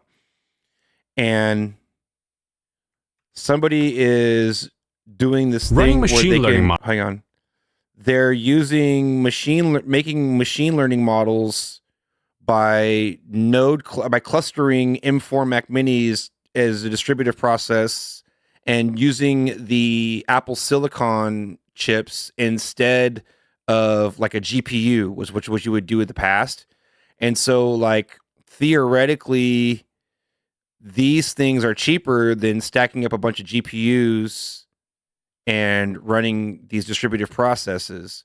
And so I'm curious what the move is here, because you could straight up like mine for crypto with this theory. So I'm just curious what they're talking about here, because if you can do a cluster with Mac Minis instead of GPUs, the price point is definitely a lot lower for the Mac Minis. Models is a parallel task that certain types of processes. Let's over here. Running machine learning models is a parallel task that certain types of processes are really good. Hold on. At. This is gonna be really dry, y'all. Hope you guys are with it. Things in parallel, so running Nerdy models shit. on CPUs is very slow. But GPUs are great at parallel processing, so that's why they're start over. Running machine learning models is a parallel task that certain types of processes are really good at. Look at this rack of Mac Minis. Great This at tight. running things in parallel, so running models on CPUs is very slow. But GPUs are great at parallel processing, so that's why they're commonly used for this. And dedicated GPUs like the RTX 4090 and its brothers and sisters are traditionally really fast, but they're also really expensive and use a lot of power. And that's why Apple Silicon architecture emerged as the next best thing for consumers to run at home that can be used to run local LLMs for a lot cheaper. Yeah, and I can't believe I'm saying this about Apple. It's actually a lot cheaper to run fully blown out MacBook Pro than a couple of RTX 4090s. That's the initial cost and the ongoing operating costs. I'm getting to the cluster, okay? Just look at that rack. Do you think he 3D printed those stands? That's kind of sick, actually. Just give me a moment. Look at that rack.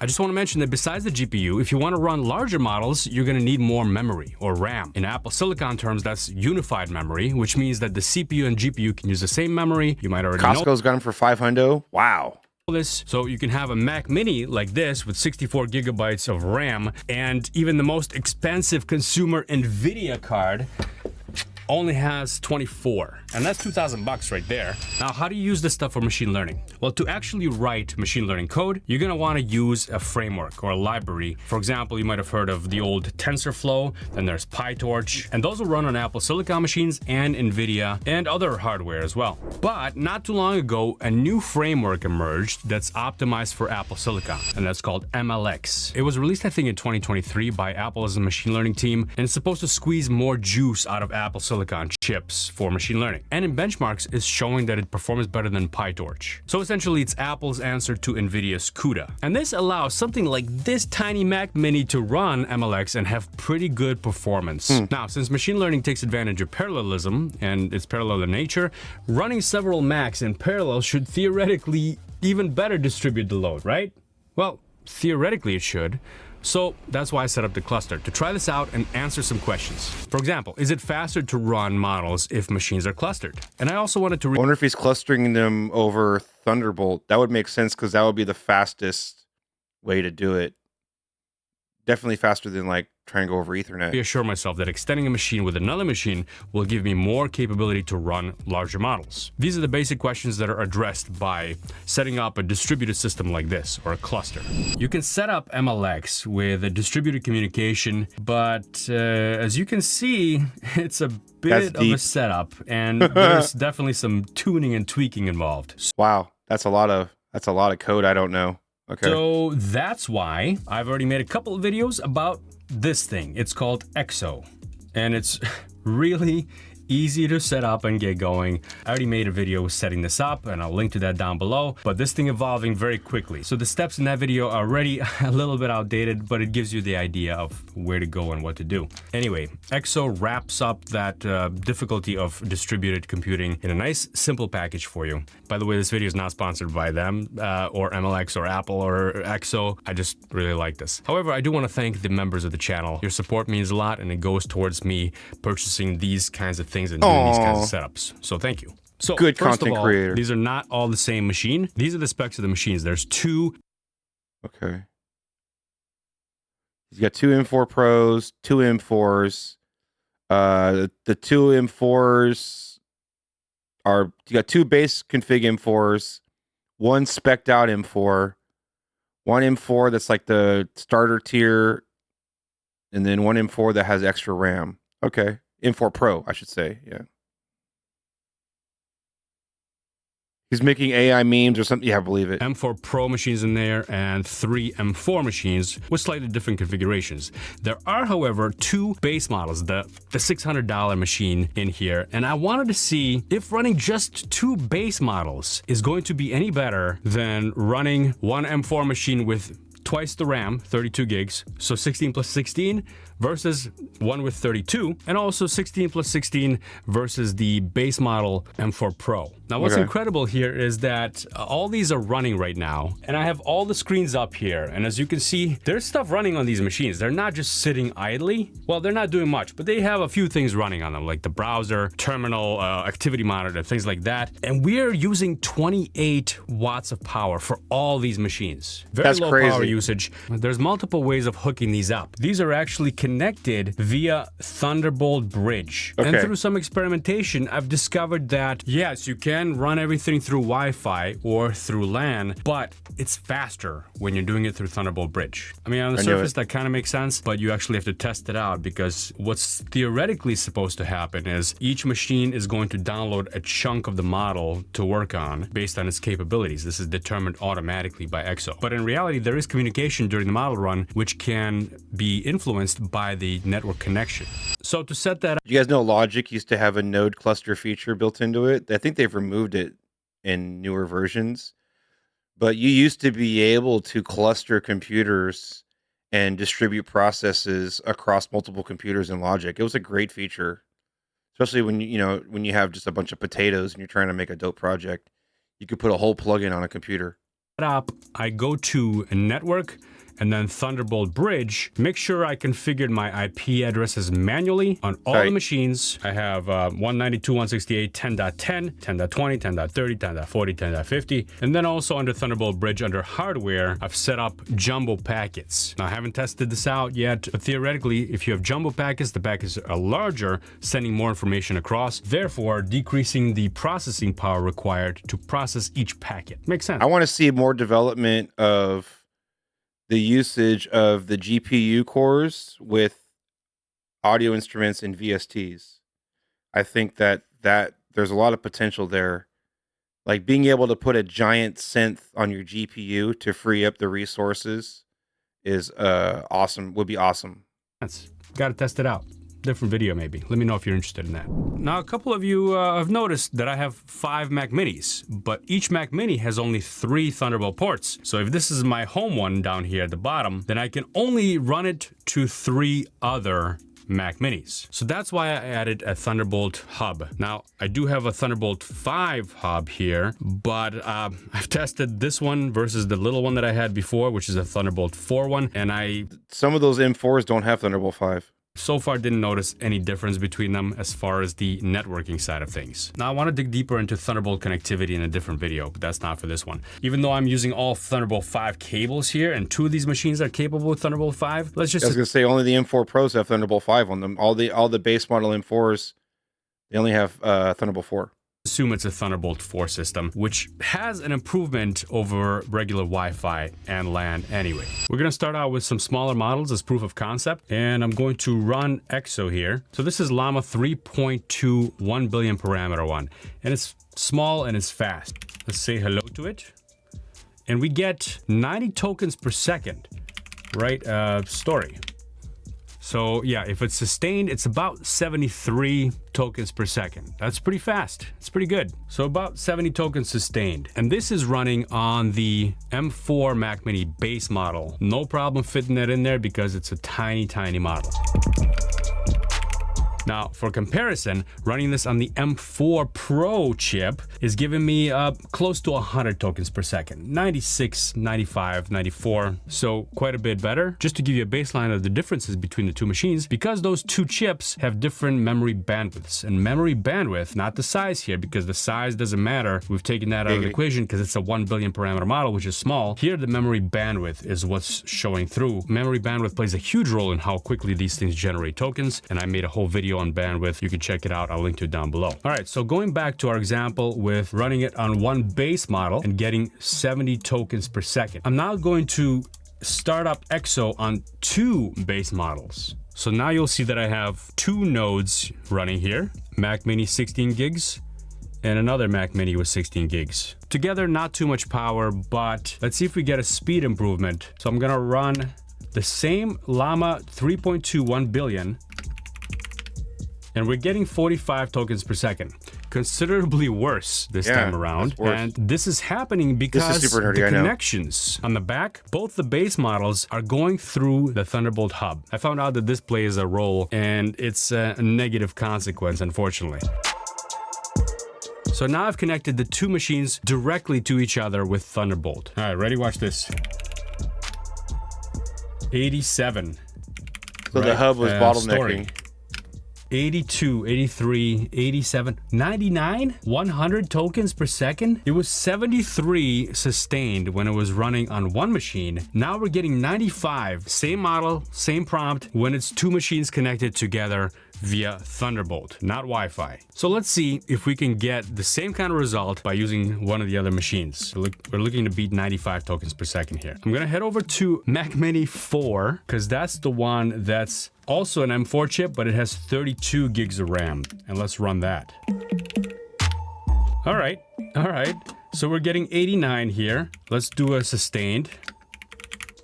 I have a feeling it's gonna be, yeah, there it is. So it's 73, 74 tokens per second. Clearly the amount of RAM didn't have any effect on this. We're still dealing with the M4 chip. So this kind of proves that we're limited by the M4 chip and not the RAM in this case. So we can kind of conclude that getting one base model M4 Pro machine will give you similar performance as far as this model in tokens per second that two M4 base models will give you. And finally, machine 3.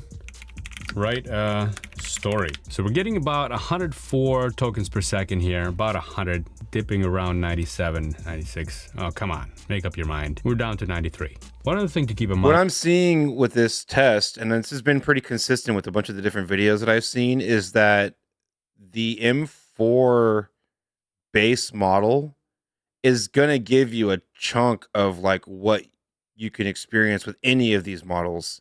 And the other models are, yeah, they're a little bit faster, but comparably and perceivably, it's not going to be that much faster. And I think obviously resources are going to be resources. So, you know, if you're doing multitask heavy things, then more RAM is in your favor. And if you need the media to be stored locally, then you can do the higher storage. But these base models, these 16 gig 256 models, if you're okay with having your storage be in the cloud or external somehow, this is pretty exciting. And Entity was saying that they're only $500 at Costco right now, which is wild. Like, I don't think you can get like a better computer than that right now. That's insane. I can't beat that. For $500, there's no way. That's insane and scary. All right, let's keep it moving. Let's watch something from our good buddy Mojax real quick here. Let's get back on the task of DJing, and I guess we're one step closer to getting standalone stems in a controller. I guess this is not as far off as I thought it would be. I suspect that this video will be quite controversial. When it launched last year, Denon DJ promised real-time stems analysis for the Prime 4 Plus, and today, well, that still isn't here. But instead, the engine team are giving us a kind of stopgap solution, and the good news is that it's not just for Prime 4 Plus users. Welcome to Beat Source Tech. My name is Mojax, and in this episode, we're talking about stems in Engine OS.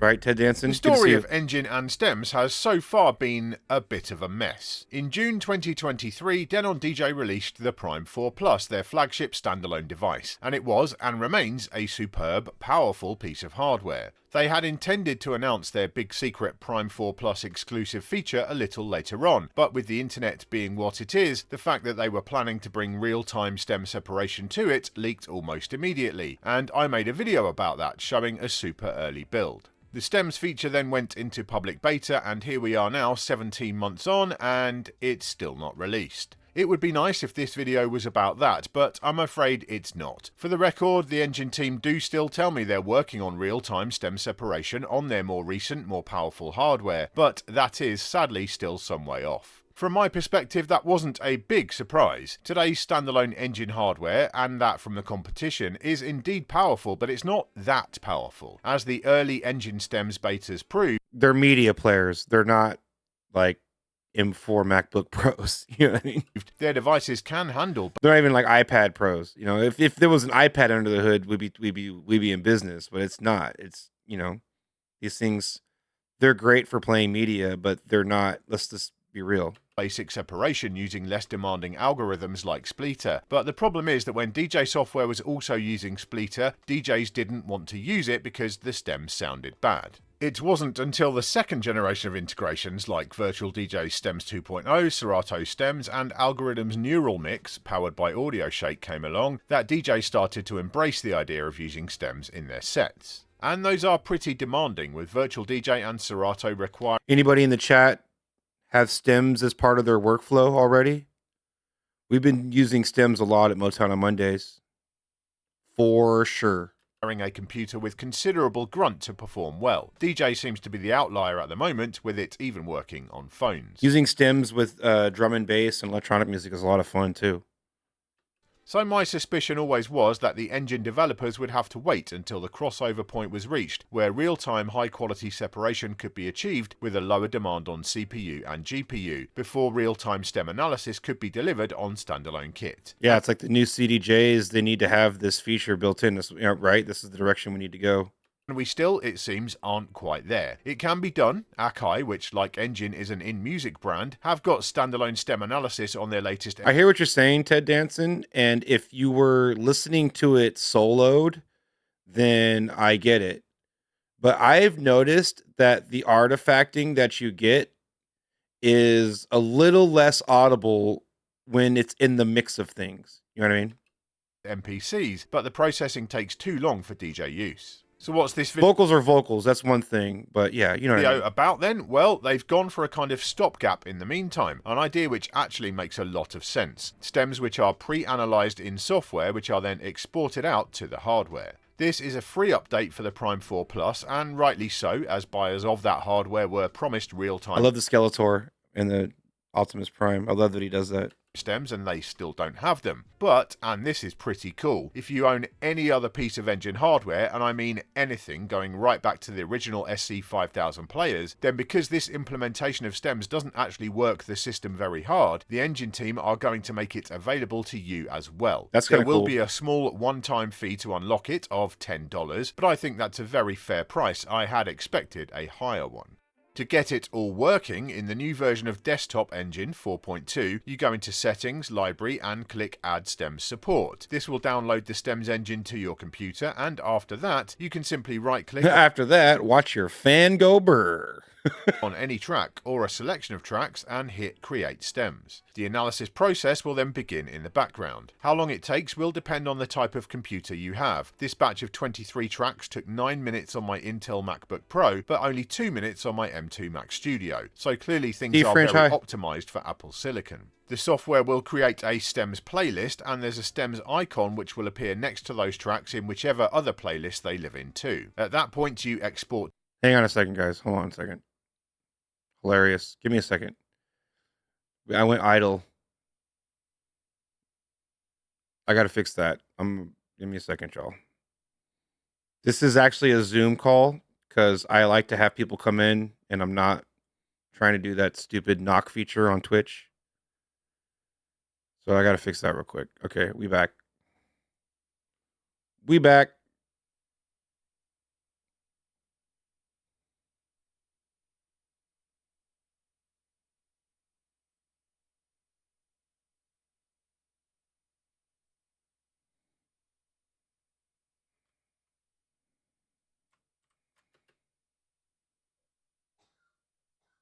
To your drive as normal.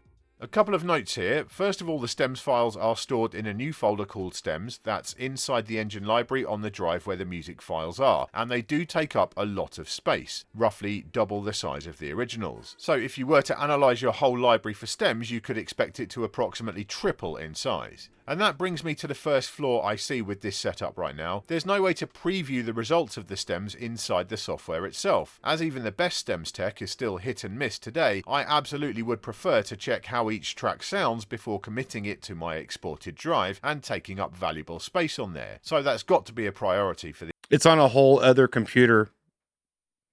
The Zoom call has its own computer. And then it's running into an Elgato capture card on my streaming PC. It's so that I can do inside the ride easier with less resources. And so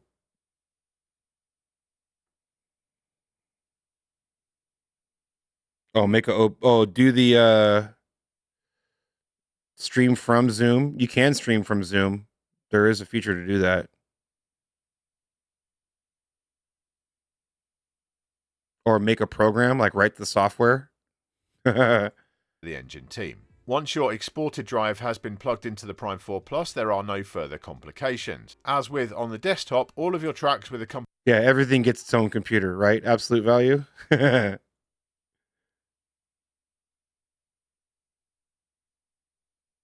on. Let's see here. Okay. Accompanying stems files have the stems icon next to them, and when you load them to a deck, you hit the hotkey pad mode button twice, and there you go. Vocals, melody, bass and drums are all there on the top row of pads. You can also use the parameter buttons to quickly switch between a cappella and instrumental. No, Okay. there aren't any stems effects or stems EQ, but the engine team have hinted to me that those kinds of features are on the way. The other thing that's missing is any visual change to the waveforms as you mute different stems, but that one I'll give them a pass on. I suspect the older hardware wouldn't have had a chance of handling that, and if that's one of the compromises that had to be made to achieve across-the-board compatibility, I'll take it. How's the quality? I will give you a bunch of samples towards the end of the video, but overall I'm fairly impressed. I need more Mac Minis. Yes. Exactly. I need a stack of Mac Minis. You'll have to keep in mind that most of the DJ City Records tracks I use for these stems demos generally sound pretty bad with even the best algorithms. They really challenge them. But on the whole, Engine's version sounds decent enough to use, especially when utilised in the mix with other tracks. Yeah, but it's... Okay. So, okay. Standalone stems, but not quite. Yeah, you just missed. We did a whole talk about it. You'll have to enjoy the VOD on that one. I'm done talking about it. But yes, the M4 minis are amazing. We have since moved over to this all-in-one controller stems thing. So if I'm understanding correctly, the heavy lifting is still done by a laptop. You do the offline prep, and then you export that to your storage medium flash drive, and then you plug the flash drive in. And the Prime Engine software understands that this is a stem separated file with an offline prepped 3 stem separation. Fader, what up, man? I kind of like it because honestly, like I would rather it take up more hard drive space than try to analyze the stems on every load. How's Thailand, bro? It's got to be almost noon in Thailand.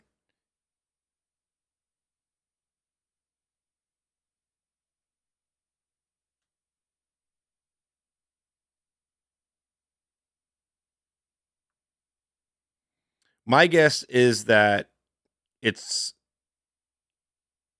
a it's a format that has the ability to package up multiple audio files, lossy or lossless. I'm guessing it's going to be a lossy format. You're having an amazing trip.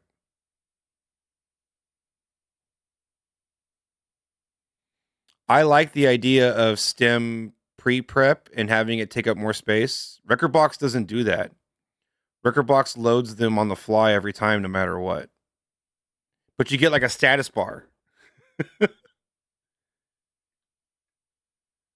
That sounds like so much fun, dude. I would love to go to Thailand right now.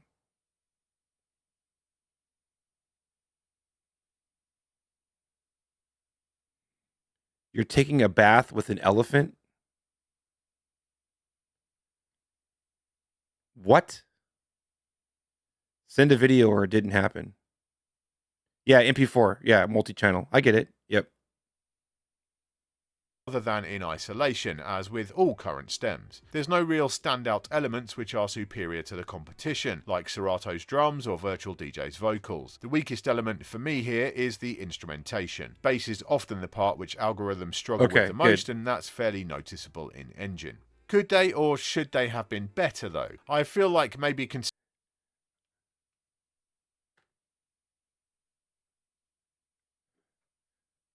So like, is the elephant like, is it like sucking water and then shooting it on you? Like, is the elephant's trunk your shower head?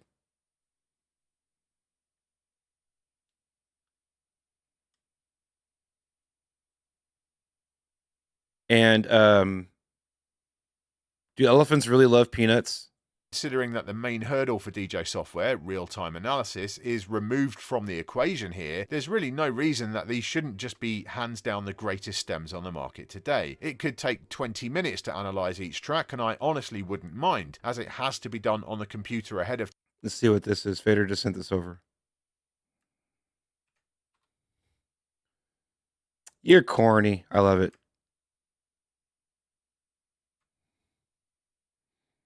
Aw, he's in Thailand, y'all.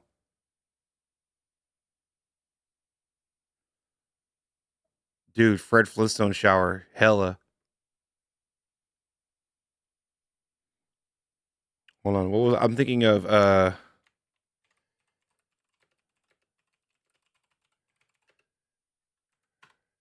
please tell me that it exists somewhere on the internet. Hell yeah.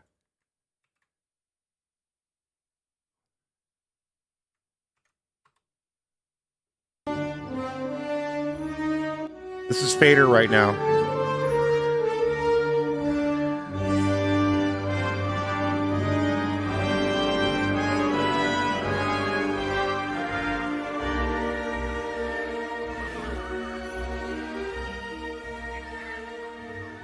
Indy, look!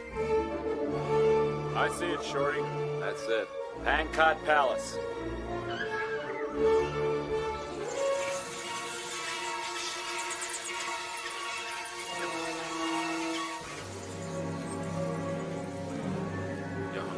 Bobby Rocco. Classic.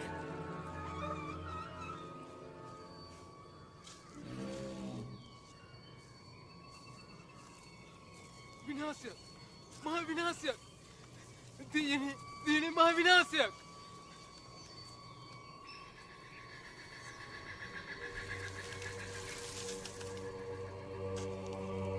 Are we gonna get a copyright strike for this? Probably. There's not enough of us watching for them to care.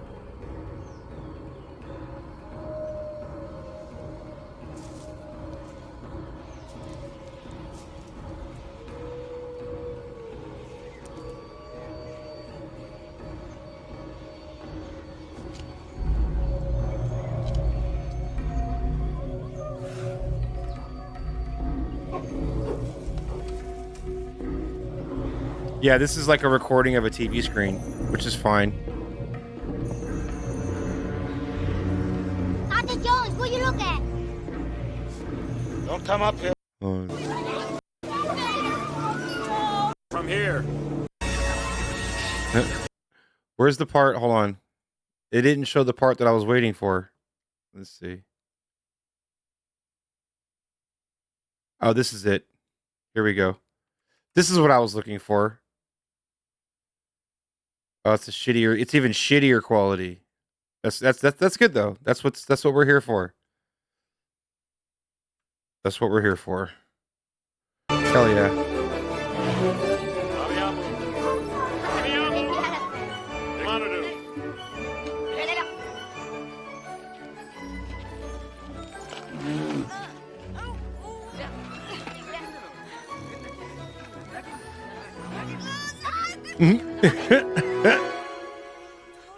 Willie, quit monkeying around on that thing.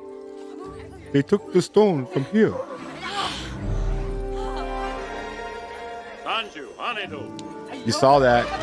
Oh, wait a second, Andy! I can't go to deli like this! Hold on, where's the We're spot? not going to Delhi, doll. We're going to Pankot Palace. Here's Fader right now. Oh, pipe down, you big baboon. This doesn't hurt. You know what you really need? You really This is need Fader right now. a bath.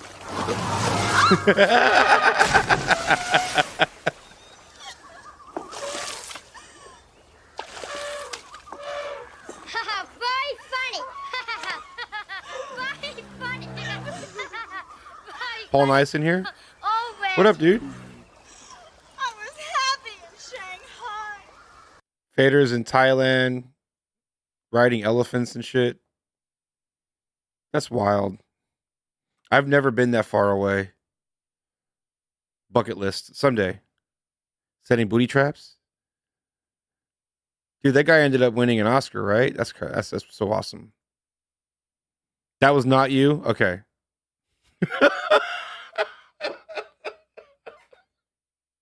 I mean, you're not here to defend yourself, so I'll say what I want.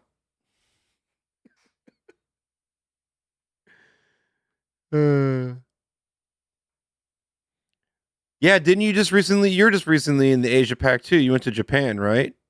You went to that crazy ass 6-story round one arcade. That's crazy.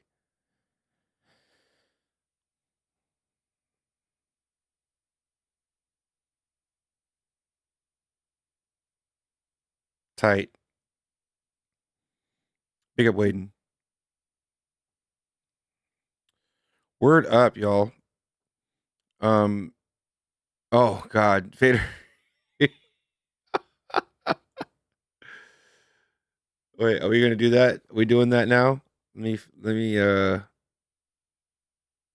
see. How can I the video I'm looking at the video you sent, Fader, but I can't open it in a browser.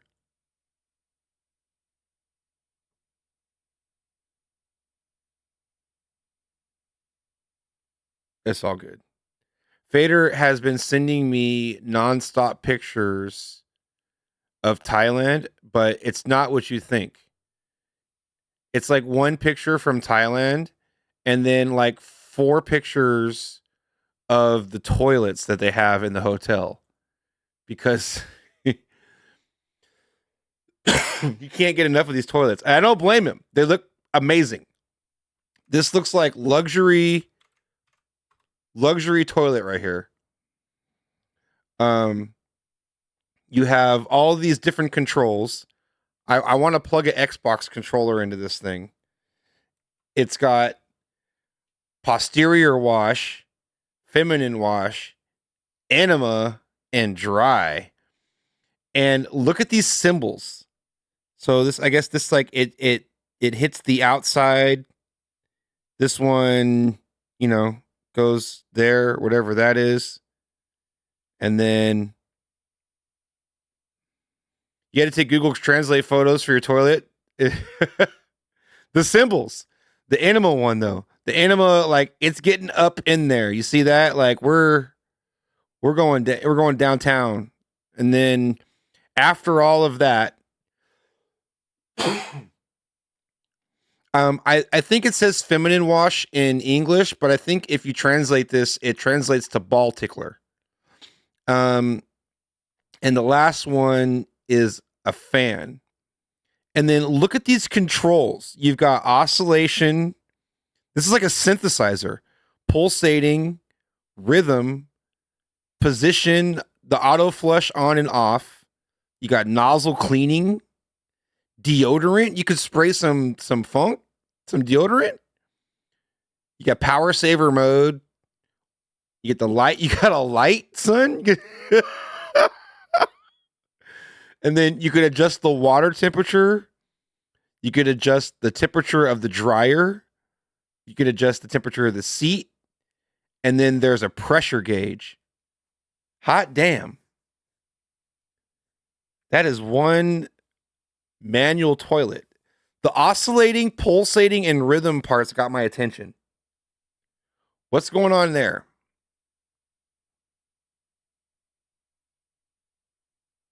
We are living in the future. I want this. I want this mounted on the wall where the toilet paper is supposed to go.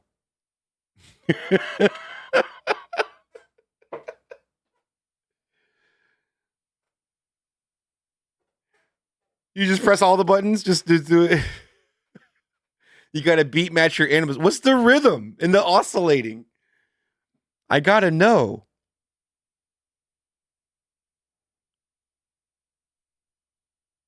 You got to beat match. That's so good.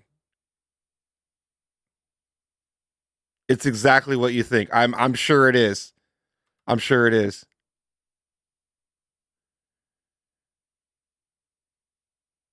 Toilet karaoke. Hit all the buttons while saying your favorite songs and see how your voice goes up and down. Amazing.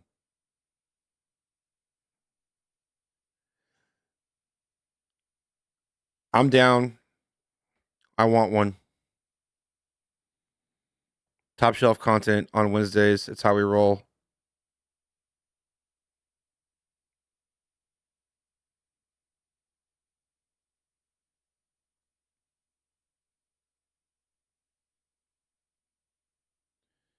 Did anybody get the XDJ-AZ? There was a firmware update for it recently. That's good because Rev A, you know what comes after Rev A? Rev B, 100% of the time. So if you have an XDJ-AZ, make sure you update that firmware.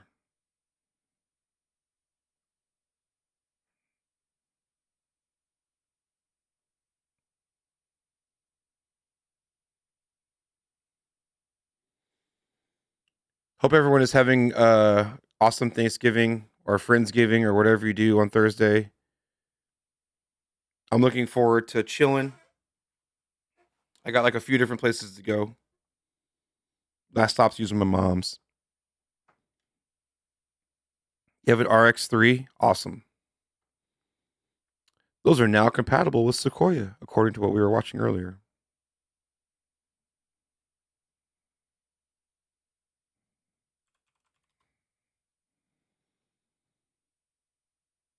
Okay. Well, I'm in the mood to play some video games, and y'all don't like to watch that. So I'm going to raid you guys into Ollie, and I'm going to start playing games.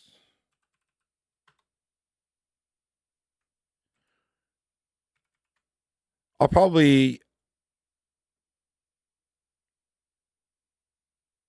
do more game streams some other day, but I figure I would jump on today. I was in kind of a bad mood on Saturday, and I wanted to like kind of clear the air, so I'm glad we did that. Make sure you guys check the VOD if you missed any of the stream. We went over the M4. We watched somebody put together a cluster of M4s, which was awesome, with distributive processes running like learning engine stuff, and how it's more cost effective than a GPU, which is exciting. And clustering M4s could be a way to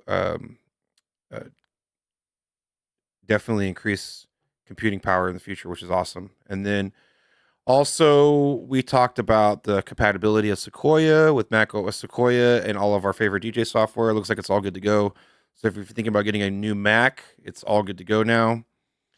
And yeah, we talked about the STEM engine and how stem and engine prime and how they're doing offline stem analysis and allowing you to play that through the USB. I think that's great.